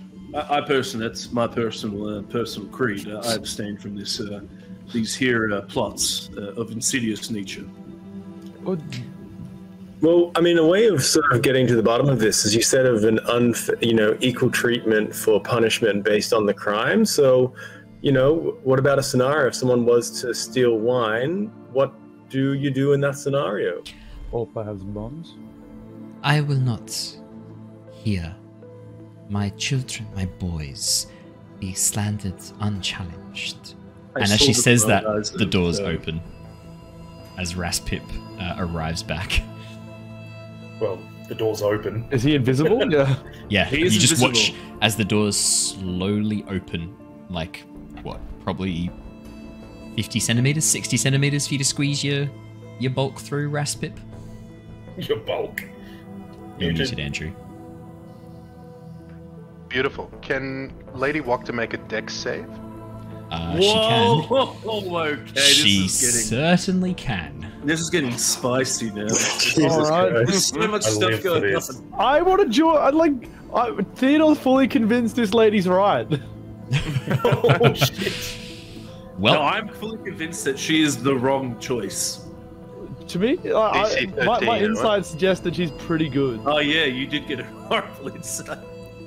Owen, can I roll it? It's been ages since we played that session. Is there a what? I can't remember. Was there a link to Lady Wachter and the mill on the hill? the what? Sorry, the mill on the hill. Hmm. I don't believe you've heard of any links there. No. Okay. Link to her in Strahd. Yeah. Okay, that's what I'm getting mixed up. Cool. Carry on. All right, so her dexterity saving throw was a whopping 2. So I rolled a 2, and she has a +0. What happens, Raspip? You're still muted, Andrew. But yeah, what happens? She has just been glassed in the face with her own glass. Did you catapult her? I have cast Catapult as a 3rd level spell, doing 5d8 damage. Yep. Wow, Which is 22 points of damage to the face, as well as the face full of Merlot. That is. You stole my ring! As Raspip appears, having cast this spell, and the glass going right up into her face, I'm going to have all of you, obviously, you're all going to be rolling initiative in about 2 seconds from now. Is that obviously. Is that obvious? Yeah, make sure you click on your tokens before clicking on the initiative roll. And actually, before you go too far into that, I'm also going to move you across to the Wachter house map. Is that obvious that we have to roll that? Yeah, it's pretty fucking obvious, I think, at this stage that you lot. Hang on, I'll just move you to a different map. You can't say you lot. That's our word. I don't know if I can't say that word. Let me just bring you all across from the town of Alaki. 2 seconds. Hey, why do you have a map for this song? I don't know. It's weird, Yeah, right? this should all been nice theatre of the mind. There was no need for that. Why would I have a map ready for this particular encounter? I don't know, guys. Maybe because you're fucking psychopaths. Not all of us. Don't rope us all in on it. With everyone else. Yeah, no way. Grinner's bowing out of that. Way worse than us. All right, now I need to make you all the right size. Give me 2 seconds while I increase this. As the glass flies into the Lady Wachter's face, and she takes 22 points of damage. Yeah. Oh! She. I can't see points of Merlot. Oh, you suck. I'm gonna just drop you all there. There we go. I'll bring this across to the map. Perfect. We'll move Raspip to the correct spot. The rest of you all on the couches. Let me just bring the map Is the correct across. spot the bin? The correct spot is not the bin. Let me bring you across to the map. Tithla and Grinner would be towards the back, furthest away from her. Okay, I'll switch you guys around. Yeah, as you guys only just came in. There you go. And there would probably be a hole for Raspip. That'd make sense. Yes, absolutely. There is a hole for Raspip right there. The only other thing I'll really need to quickly do is just bring the 7-person map across. Just give me 2 seconds. Sorry, what? Well, it's just almost like I wasn't fully expecting there to be a... I mean, don't get me wrong. Like, I know better than that, Owen. Come on. Yeah, Oh, his that's fault right. is I do bad. know you guys better than that. It is on me. So So make sure... I'm 50-50 on killing Raspip and getting back on her good side. Yeah. Oh Look. no way! I am not on her good side. I want to take her and the Burgomaster down. I think chat said to make Luther mayor, so I think that's what I'll do. Look, I can guarantee killing both of them does not go well. No, it doesn't. I've done that before. Raspip and Lady Fox? I would. The thing is, I've definitely had a disagreement with her, but I wouldn't kill her. I wasn't planning on killing her right now. Sorry about that. It's going to be too much effort to get the overlay right. So whose tokens are missing from the initiative? Lady Fiona. Yeah, I as well. Have her can't. in a I can't even second. see anything. I just see black. Check me on there, please. I'm in. Is that better now? I don't have Luther or Grinner. Oh no, Grinner's in there now. So you're just Luther and Jonor. Yeah. I can see them on the map. Can you see them on the overlay? Maybe check to see if the token is. Yep, I can move around. Yep. Jonor's got control. Jared, if you're looking on the map. Does anyone Well, that's the not... thing. I have it. Jonor, have you rolled it? Yeah.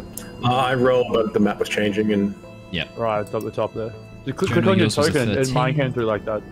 Lady Fiona is a 19. Fantastic. Grinner is a 21. Tithla's a 5. Raspip is a 15. Theodore is a 17. Is that all correct, everybody? That's right. Brilliant. I'm not on the turn order, by the way. I thank you, did Luther. click my token. I don't know what happened there. What is your initiative, Luther? Yours was a 22. Okay, Luther is actually going to be up first. As this glass bottle shoots into the Lady Wachter's eyes, she lets out this scream and grabs at her face, calling out this horrifying noise. Around her neck, you watch as the cat that had been sort of like sitting on her lap that she was patting lets out this horrific screech, this as it also takes offense at the glass suddenly flying up at its mistress. But Luther, you are the first to act as you see Raspip jump into the room, suddenly appear, like literally just appear and go, "Give me back my ring!" and then shoot her with glass. I'm not actually really going to do anything right now. I think from a meta standpoint, I think I would be almost like surprised because this has happened so far. I was having a discussion with her. That's fair. And I'm taken aback. I probably will still ready in action just in case she takes any I don't know how she's going to react. If she has any hostile moves to any of our party, then I'll probably will do a shot. But otherwise, I think playing it right, it just doesn't feel right having a discussion with her and then just suddenly lunging at her with a pistol. So I'm gonna, I'll just pass my turn for now with the ready in action. Yep, no problem at all. Next up what's your ready action? What would you like your ready action to be?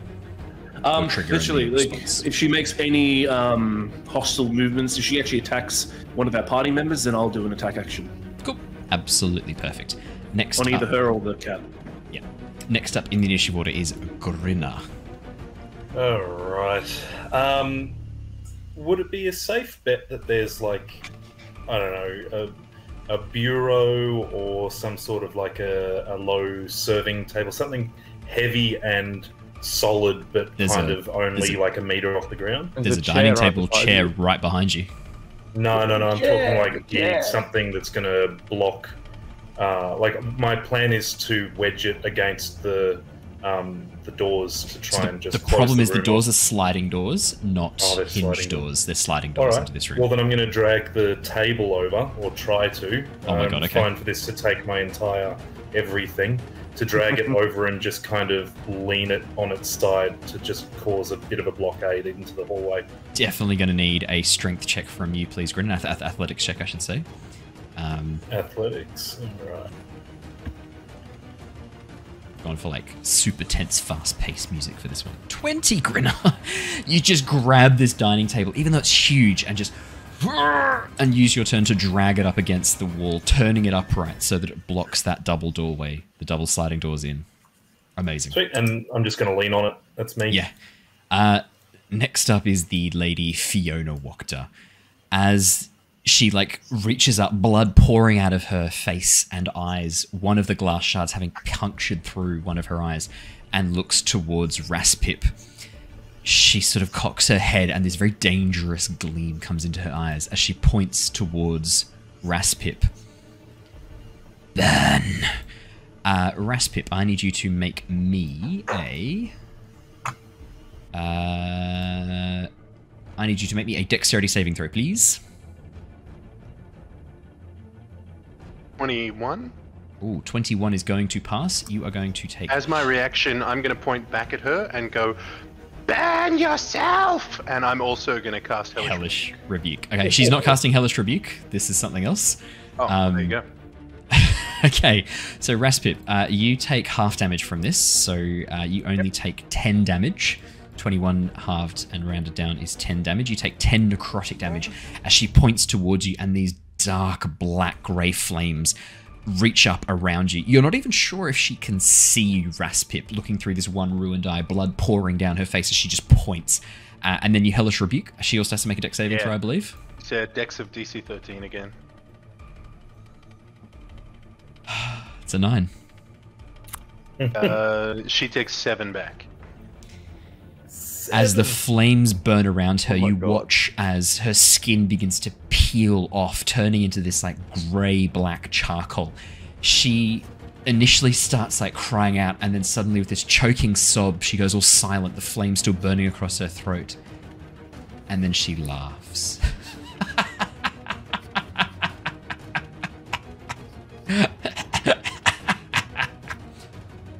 She is then going to use the rest of her turn to throw her cat at you, Raspip. As she throws the cat at you, in midair it transforms, taking on this red demonic figure as it transforms into an imp.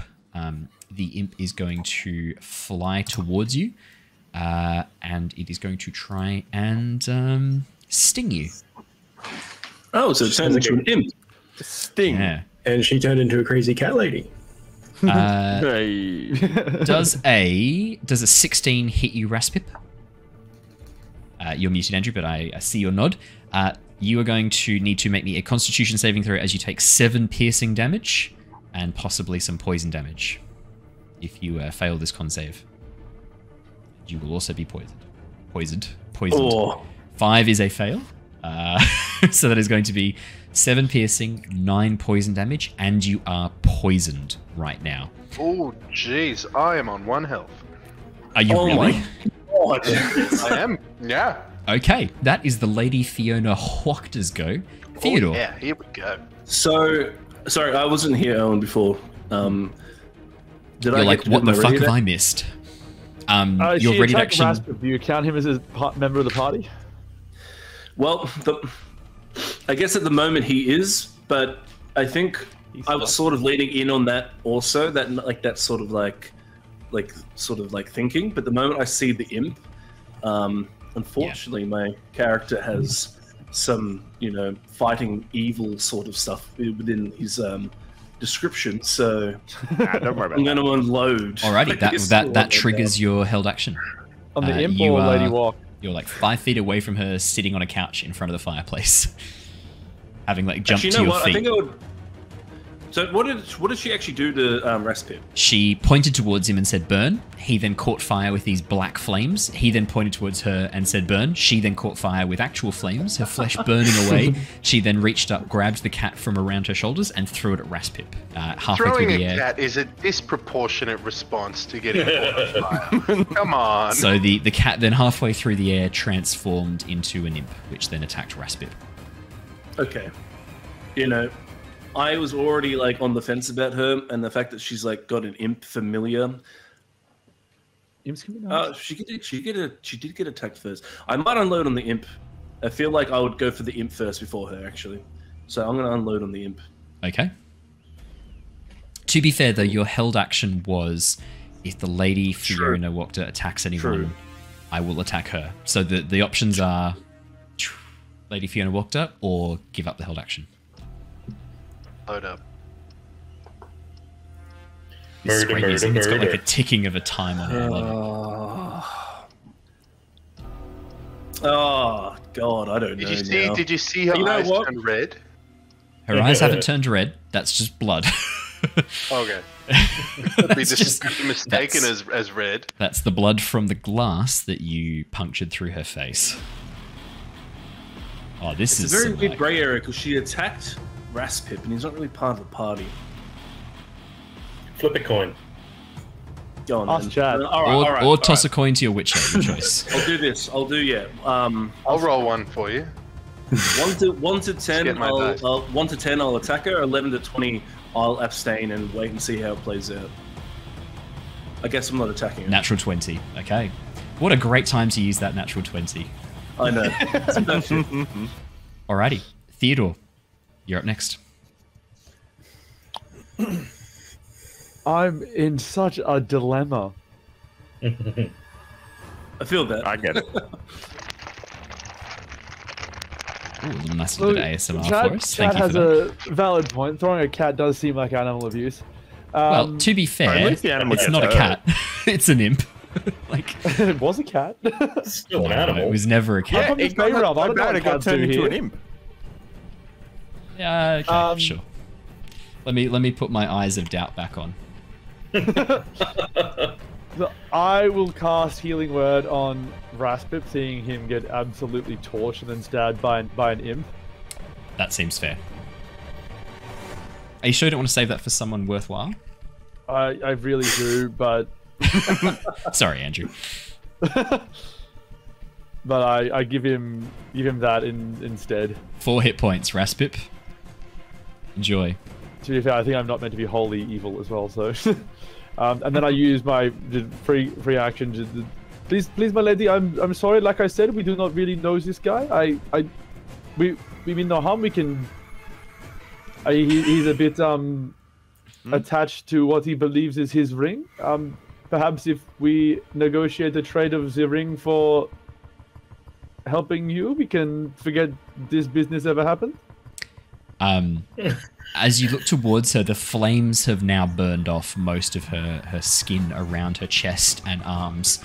And as she turns towards you, this piece of glass sticking out of one eye as it sort of looks and turns and looks at you, the other eye, like bleeding into it, and looks and cocks her head. She goes, I will mount that little shit's head above my bed and I will spit on it every night, is what she says. Look, honestly, pretty fair. Oh, I just want everyone to know. I'm just taking notes of what's happening. I'm just writing Lady Wachter fucked. That's probably fair. Yep. That's all I. Can I use my held action for my bonus action? So your bonus action was Healing Word. Was Healing Word only bonus action? Only bonus action for Healing Word, I'm pretty sure. It is bonus action. Just assume Cure wounds is an action. Well then, I would like to ready a held action that I will transform into Cocaine Bear. Should anyone bar Raspip get attacked in this? How much did you heal? 4 hit points. Enough And to that possibly went to keep you not alive to see this through for a turn. Alrighty. Raspip, it's your turn. Okay. Raspip is really fucking pissed off at the entire party because we had a deal. I helped you find your shit, and you guys were helping me get my shit back, and nobody has done that. Dilemmas. Raspip is in a bit of a bloody rage at the moment, and he was tossing up between stinking clouding the hallway so that nobody can come in and kill us from the back. Nobody leaves. Raspip is just going to catapult her in the face again, I think. Okay. Can you make another dex saving throw? No, she's going to counterspell that. Ooh. Okay, fair enough. Oh, okay. As you go to cast the spell, you just watch as she holds up her hand and goes, no. And the spell just fizzles and fades. Nope card. As she nope cards it, yeah. Exploding key is a Okay, nope card. in that case then, Raspip, realizing that she's gonna absolutely try and fuck him left, right, and center, Raspip is gonna run out into the hallway. There's a table there. Chat, make sure you press F to pay respects for Raspip. It's nothing short of disappointment from Raspip. Press F to... When I walked in... I love you, chat. When I walked in the front door, does there seem to be any good hiding places? Oh yeah, there's loads of hiding places back in the hallway. There's another whole room. There's upstairs. Yeah.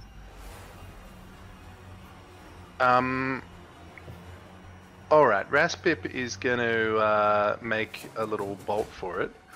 And Just rock up, he's going to just piss off. Yeah, basically. He's going to just leg it round the corner and continue this duel a little bit later. Fuck Raspip, seriously. Trying to think. Raspip's not going to go that far. He's going to go, like... He's already gone too far. Well, how's he going to get past the tables? Too far was like 10 minutes ago, mate. Raspip's going to run back out the hallway and just stand over here. Oh. Raspip, I'm going to stop you right there. As you step out towards the doorway, away from the imp is going to try and sting you again as you leave its threatened space. Unless you want to spend an action to disengage, but I'm very tempted not to. I use my action on catapult. Oh yeah, you cast a spell. Okay, then in that case, no more nice DM. Good luck to you, sir. Does a 15 hit you? It does hit me, yes. Oh shit! 4 piercing damage, and I need another Constitution saving throw. That's what I gave him. I kept him off He's back down to 1. Oh my god. Plus poison. You need to make this con save, or you're in real trouble. That's a 7, but I'm going to use one of my features here to re-roll that. Have you got I'm lucky, going to do use you? Tides of Chaos. Oh, Tides of Chaos, yep, of course. That means I get to roll a Wild Magic Surge, does it not? You do, yeah. Yes, please. If you could roll me a D20, please. Or does it just... I think it just triggers a Wild Magic Surge, doesn't it? For Tides of Chaos? It does, yeah. Oh in that case, then... I'm going to roll my Constitution first. Yes. I will pull open my custom Wild Magic table, which is a D100 Wild Magic table. That doesn't help me Oh, very no. much. I don't think you pass. And you roll on the table, Owen? Yes. No. You roll on the table. Could you please roll me a You want me to do D100? it? All right. Roll the here we dundred. go. And this is the 11 Wild con Magic save. Surge Ravenloft 86. table. Oh my god. 86. I have a specific one for Ravenloft.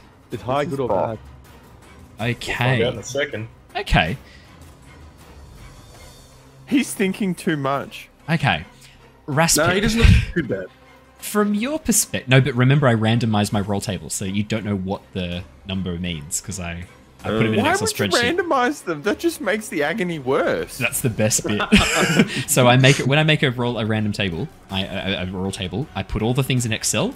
I then scramble them so that it's completely like the numbers don't mean anything. I You're a normally go monster. from. I am, yeah, 100%.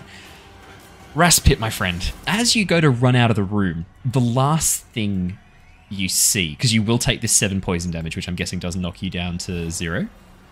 It will knock me down to 0, yep. The last thing you see as you get dropped to 0, for some reason, the magic surge that triggers suddenly opens up your mind, allowing you to hear the thoughts of those things around you. What you hear is the imp as it stings you going, die, die, die, die, die, die, die, die, die, die, die.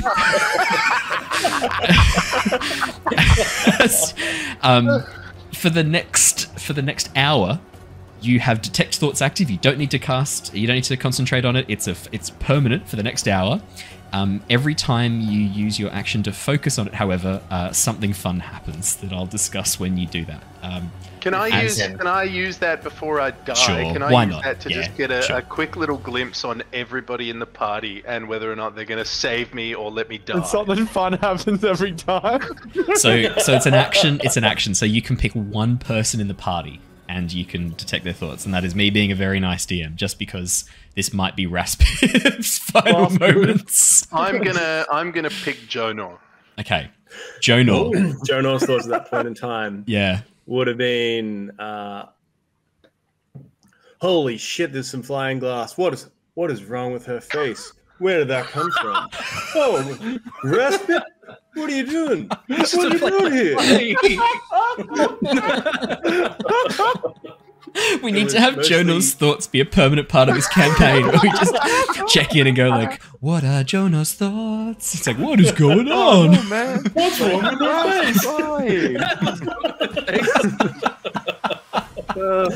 I look down at my hands. Specifically, Jonor, as you watch Raspip die in front of you, not fully die, but as you watch him just get stung in the back and just drop like a limp sack of potatoes, are your first thoughts, oh, I need to help him, or is it like good riddance? Essentially, I think is what Raspip it's wants to know. mostly shock and evaluation of the scenario. Oh my God. It's like, do we help? It's like, we should help, and then it's contextually, this is not going to work. Okay, Raspip. So you would have thought, you would have also heard, I can use my my healing hands, but that's not gonna end well for me. Raspip, that's what you hear. Chat, get ready with those F keys again. I think you're gonna need them. Raspip, as you activate that, you hear in your mind Jonor's thoughts, and then another voice. Ah, interesting. And that is all Raspip hears for the moment as your vision fades to black. Jonor, luckily, it's your turn next. What are you going to do? He goes to raise his hand, and he has a little bit of a glow go over his hand, and he puts that back down. And he's going to sit on his chair and look over towards Raspip. Like, holy shit. I love that Jonor is still seated during this. He's watched all this happen and just hasn't stood up. He's like, Still got his glass in his hand. he's just sort of like, Please tell me you've at least uncrossed your legs, please. I reckon Jonor's too. Some of these ones. Jonor's just like standing there sitting there holding his glass, looking like quite wild-eyed as he looks around like has a little sip. he's going to do that. Yep. Lady Wachter, do you need I can give you a hand, and I go do my healing on Lady Wachter. What? You piece of shit! I almost did it too. How much HP does she get back? 3d4. Oh my god! Oh, I gotta do that. I'll do that 3 more. Gotta times. do that 2 more times. Oh my god! I did not see that coming. I did not see that coming at all. I was 50-50 on doing it too. I threw it to chat. Okay, 2 + 3 + 2. As you hold out your hands and place them against her, like, still smoldering skin, this wave of healing magic washes across, and you watch as some of the skin begins to knit back together. The Lady Wachter sort of like freezes and looks down at you as you heal her. A very confused expression crossing her face before it breaking into this very large grin. Blood still pooling and moving between the teeth, giving her this very, like, odd, quite horrifying expression. What a nice young man. Are you going to help me dispose of this shit-eating gnome? Guys, what do we need to do here? I think someone is taking a turn. I look over at Grinner. We might need some help to deal with Raspip now. He's sort of gone a bit unhinged. Well, what the fuck are you looking at me for? You want me to just tread on him? My favourite part about this is that Raspip running away, he still would have had to get through the table that Grinner had used to block the doorway. Has he turned to run and then just smacked into it and fallen down? He's turned to run. I was going to have him like roll to like try and get around it because he's quite small. The table isn't going to be able to completely block the hallway that easily. So Raspip was going to roll to get around it.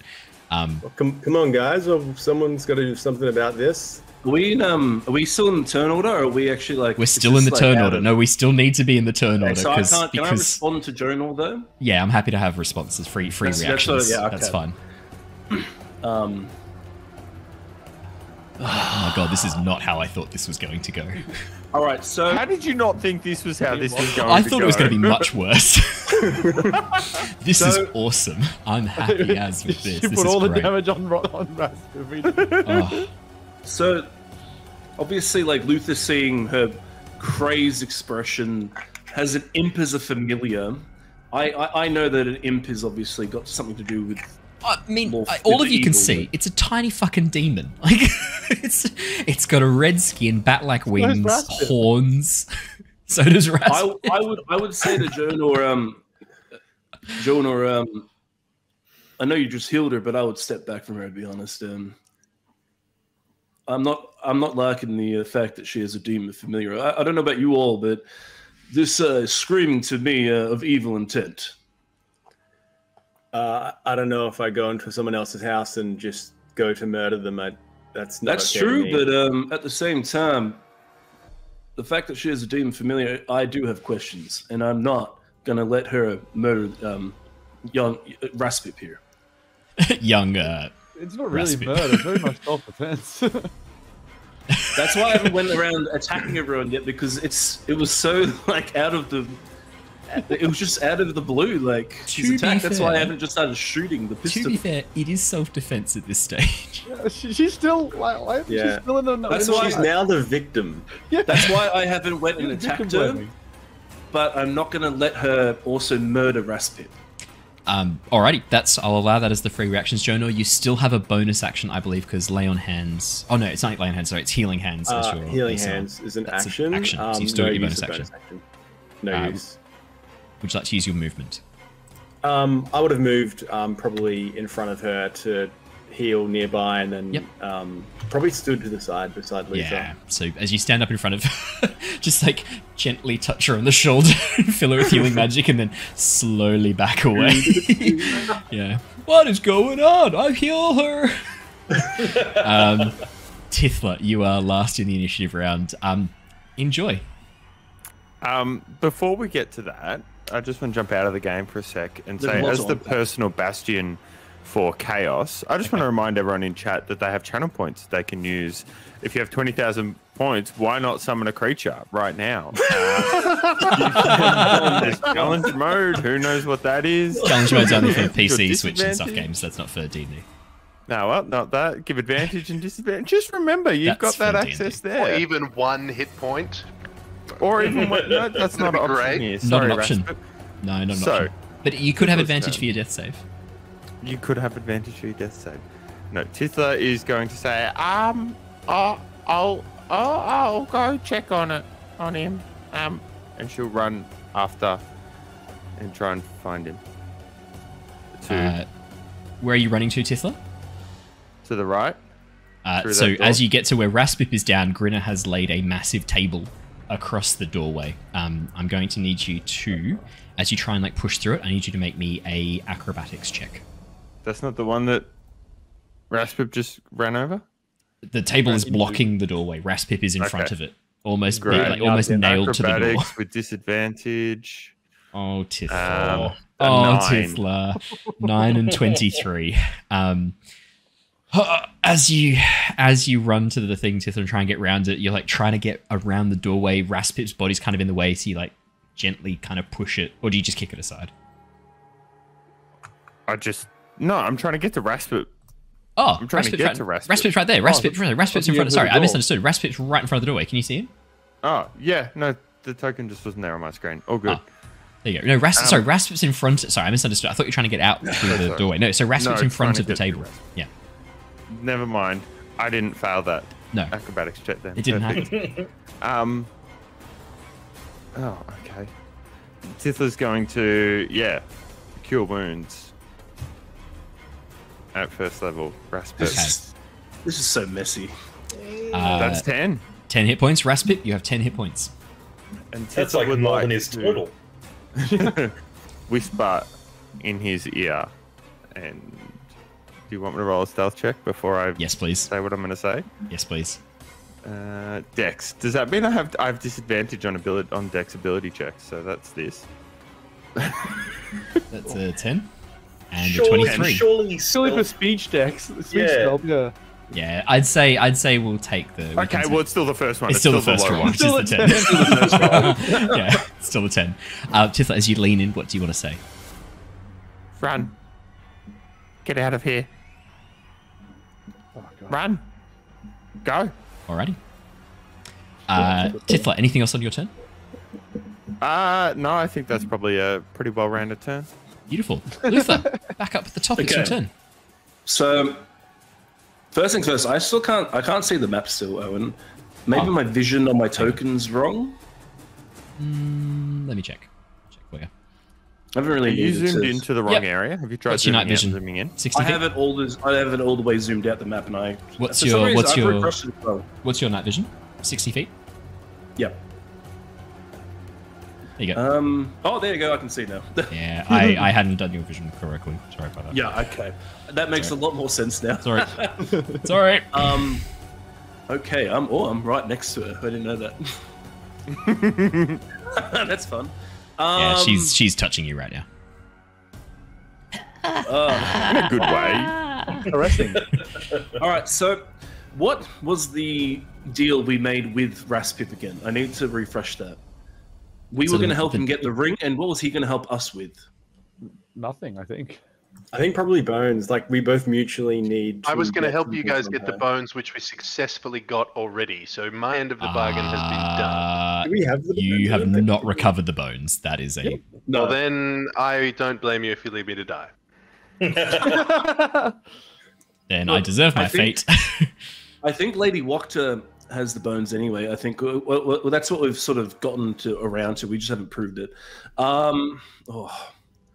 It's such a messy encounter now. Oh yeah, it's tough.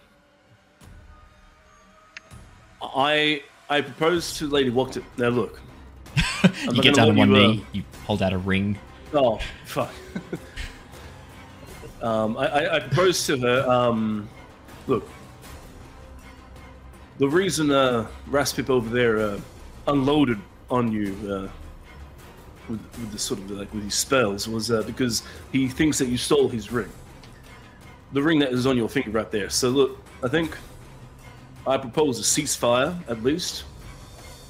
You can get yourself cleaned up. We can take Raspip to a more secure location. I'm not going to let you murder him. I'll be honest right now. I'll be up front. And then that's about 6 seconds, I guess. So what would she looks towards you. Your compliance isn't really a factor. I like this ring. I like the power it gives me. I will kill that gnome. She looks towards Raspip lying on the ground near Tithla. Oh, and the little goblin who dare try to save him. Okay, the moment she says that, Yep. I pull out my pistol, hold it to her head, and go, "Wrong answer, bitch," and I shoot her in the head. So Yeah, you do have disadvantage because you are. Oh no, because I do not have disadvantage because I have the gunner feat. You got the gunner feat. I'm yep. going to do. Oh, she shouldn't have said that. That moment she said that, that's it. I like Tithla. I got a little soft spot. Yeah. Yes. So I'm going to use a superiority die. Yep. To do my net attack as a bonus action. So I'm going to throw a net on her. 14 to hit actually might not get the job done. That does not hit her. Oh, It's so close though. Is there anything I can do? As you throw the net towards her, she just holds up a hand, traces this line of fire, and the net just burns into ash as she traces hold it on. down with her finger. Don't do this yet. Okay. There still might be a... when I make a weapon attack roll, which I guess is what I've done with the net, I can that's so expend the- another. Oh yeah. Okay. Sorry. I can expend another superiority die to add to the roll before or after the roll, but before any effects are applied, I can do a precision attack to try and make it go through. I'll be shooting with advantage. Is it that? I don't think so you're using an action to throw the net on her rather than shooting her. It's a bonus. It's a bonus action. Bonus It's a action. quick toss. Yeah. Because using the superiority die. Is that a weapon attack with the net? It's a range attack. Range attack with a weapon that has the thrown property. Oh, so you'd have disadvantage anyway because it is a thrown weapon attack. So the gunner helps you with your pistol, but not with the net because you're within melee range, correct? Let's have a look. I'm pretty confident. It says being. I'll show you. It says being within 5 feet of a hostile creature doesn't impose disadvantage on your range attack rolls. It doesn't say firearm. It says when employing firearms. When in it the says at the one. top, you have quick hand. You have a quick hand and keen eye when employing firearms, granting you Look the at following the benefits. look at the bottom one though. I know, The but bottom. It doesn't says impose range disadvantage. attack rolls. Yeah, hang on. Let's have a quick look. Because that's, I would yeah, it say does. the implication is very strongly it just applies to guns. But let's have a look and see if anyone has clarified this. This is the quintessential D&D experience. It is. You are Checking having the most- rules. Waiting for the DM to most Google rules. intense combat. Yeah. And then, wait, we need to stop and Google rules. Hey, I've got to try and get as much as we can on it. I'm on But I board was- for the Googling. I was Absolutely. gonna. Try I and was- hurt Tithla.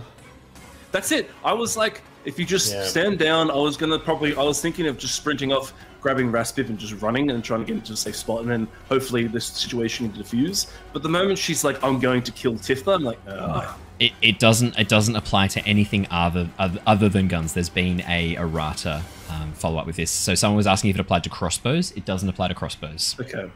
Well, Only let me, applies to guns. let me roll the net attack again. It's a 14 again. Meant to be. Meant to be. It's meant to 14 is be. the number. I will use, I don't really want to, but I'm going to do a precision attack as well. I really want this to land. Okay. So basically, I'll show you I'll just display it. So I can use another superiority die to add basically a superiority die, which is a D8. So that's against a weapon attack rather than a ranged attack. It's weapon though. Yeah, It I'd says weapon argue. attack. It does say weapon attack. I'd argue. That's It can, yeah. yeah. So then what I'm would you gonna like to do add that D8. to? And that's 7, so that goes from 14 to 21 now for the net to hit. 21 will hit. As the net flies over and tangles up around her, she turns towards you, Luther. You're next. And then I'm going to try and shoot her in the head. With Okay. advantage now because she's restrained. 24. 24's going to hit. damage, 12 piercing damage. And 26 hit, 13 piercing damage. 26 will hit. 13 piercing damage. Luther, how do you want to do this? Oh. No The way. the glassing from Raspip twice in a row hurt her. That was some heavy damage. I shoot her in the head. As you just unload the gun, You know her what? head just I snaps did say back. shoot her in the head. Yeah, her head just I sort of did say snaps shoot her in the head. back, and then she just drops her strings cut like a marionette. It just drops onto the couch. How loud was that sound? It echoes through the building. It's a gunshot. The imp immediately freezes, turns back towards the lady Fiona Wachter, and then poof, out of existence. I'm going to leave you in initiative order. Yeah, I figured that'd be the case. Okay. I'm going to start running now at least. I'm going to go 5, 10, 15, 25. I'm going to sort of stand over Raspip, sort of ready to sort of vault him over the table. I realize that actually... Hold on, when I get here, there's a window here, isn't there? There's windows. There's 3 windows that you can see. How high up are we? The ground floor. You haven't gone up any stairs. Okay. No, I might stand over Raspip for now. I'll do that. As you move up and stand over Raspip, it is Grinner's turn. Fuck. Well, she did that to herself, really, didn't she? She did have to say about the fucking goblin, right? Like, that's our fucking goblin. Let's be honest, she had an imp as a familiar. That just automatically means pretty much She had it coming. I'm fucking goblin. She had it coming. We will justify our murder. Hey, look, she was going to kill Tithla and Raspip. So I feel like I was going to talk to her. I wanted to have a ceasefire. Yeah. She decided to choose violence. Can you describe any items that might be of any relevance in this room, aside from the table that's barring the door? Anything that could either be weapony or barricadey? I mean, there's the chairs, the sofa, there's a stack of firewood near the fire that you could use as a club if you wanted a weapon, Grinner. There's a small side table, and there's a bookshelf. Right, what's the plan here, right? Is there a fucking plan here, you lot? You fucking crazy bunch of what are we doing? Look, at this point, I think we have to kill everyone that comes through the door. We find the bones. We possibly don't give Raspip his ring ever again, and we call it a day. Well, are the bones in the house, right? Because there's a pretty good fireplace there. We could just light this motherfucker up and run out the window. I suspect the bones are probably in the house. Oh, fuck. All right. What's the ceiling, Owen? Wood. Like hard timber floor sort of wood? Yeah, hard timber floor. Yeah. Okay. Right. Look, fuck. You lot stay here for a minute, all right? I'm going to jump out the window. I'm going to stick the body in the ring. Grinner, as you run and throw yourself out the window, could I please have a acrobatics or athletics check, please? You can. That'll be athletics, I think, because I'm just doing a running leap. I'm not trying to do any tumbles or anything fun. Just straight through the window. 9. You just yeet yourself through the window. Just like a salmon. As you run towards it, you just like lock your arms and legs together and then just salmon through the window. So you throw yourself through and then crash onto the ground amidst this spray of glass. You're going to take 3 piercing damage from the shards of glass that embed into you as you just drop to the ground, and then sort of stand up, shake the glass off you like a dog, and then look around. Okay, so that was 15 feet. Yeah. Ish. And you said 3 points, correct? Yes. Cool. Do I see anyone around? As you look, you can see there are the 2 guards near the gate who are marching up towards the house looking confused. You can also see Ernst running down the pathway from the guest house direction. Again, looking very concerned as he rushes towards the guest house. As you throw yourself through the window, he kind of like pauses, looks at you, and then pulls out a hand crossbow and points it at you. What's going on in there? She went fucking crazy, mate. She just... It's a fucking nightmare in there. That cat's not a fucking cat, and she's just trying to kill everything. It's not his turn, but I will add him to the turn order now. So you can now see him. I'm gonna run up to him, not aggressively, just kind of like scared looking, with my hands very visible, just being like, "You gotta fucking help me, mate. You gotta fucking help." Don't take another step, or I will shoot you in the fucking face. As you get to within 20 feet of him. I'm like coming right up to him as if I'm like seeking help in a panic. As you get within 20 feet, as you get within 20 feet, he just discharges the hand crossbow. into your face. Does a 16 hit you, Grinner? It does, yes. Okay, you are going to take 8 points of piercing damage as this arrow cuts across your face and cuts off a section of your ear, just slicing through the flesh. Oh, it's a fucking good one you get. You're now within melee range of him. What would you like to do? So, do I have any, like, actual actions left at this point? Well, your movement was 5, 10... So you were inside the house, you moved 5, 10, 15, 20, 25, 30 to there, and then you've dashed up towards him. So I've got 40 feet of movement as a general... Oh, then 40 feet would get you to right... So 10 feet away from him. 10 feet away? Yeah.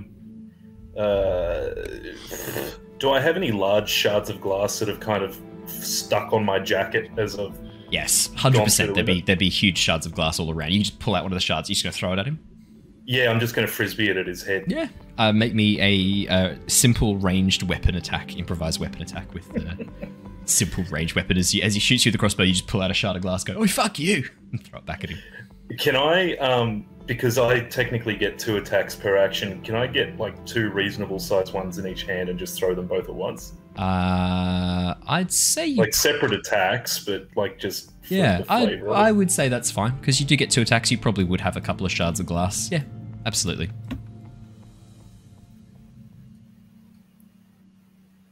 $18 for the first one, 5 piercing. Holy shit! Frisbee glass. And 23 for the second, 7 piercing damage. Jesus Christ! As you just take out these 2 shards of glass, just fling them at him. The shards cut across him as he like stumbles back and looks. He goes, "What the fuck was that?" You're telling me. Fuck off. Great. Anything else in your turn, Grinner? I think that's well and truly done. Great. The lady Fiona Wachter, her lifeless body that is lying on the ground, suddenly twitches. Oh, I knew it. I knew that was in the end. And you watch as the body with the head sort of lolling sits upright and the head sort of drops forward and then raises up slowly.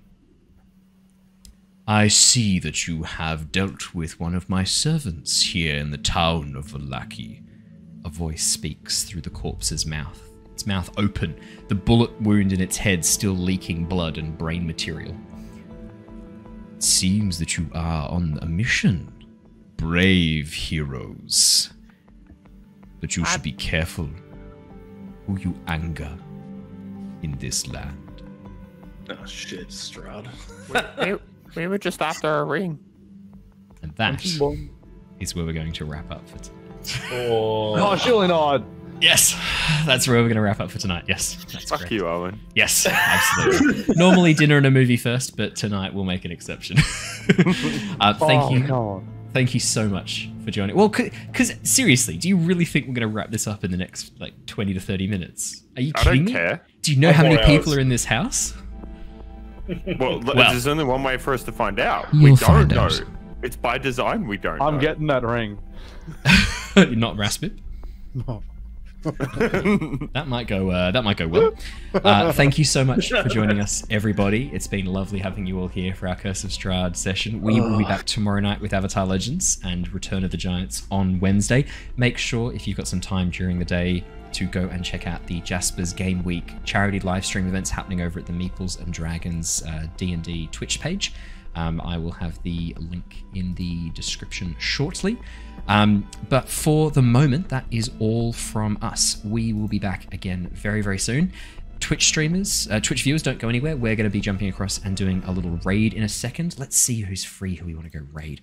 Is the Corsair's Cove up? No, but Meeples and Dragons are... Oh no, Corsair's Cove are. We'll go raid Corsair's Cove. We love Corsair's Cove.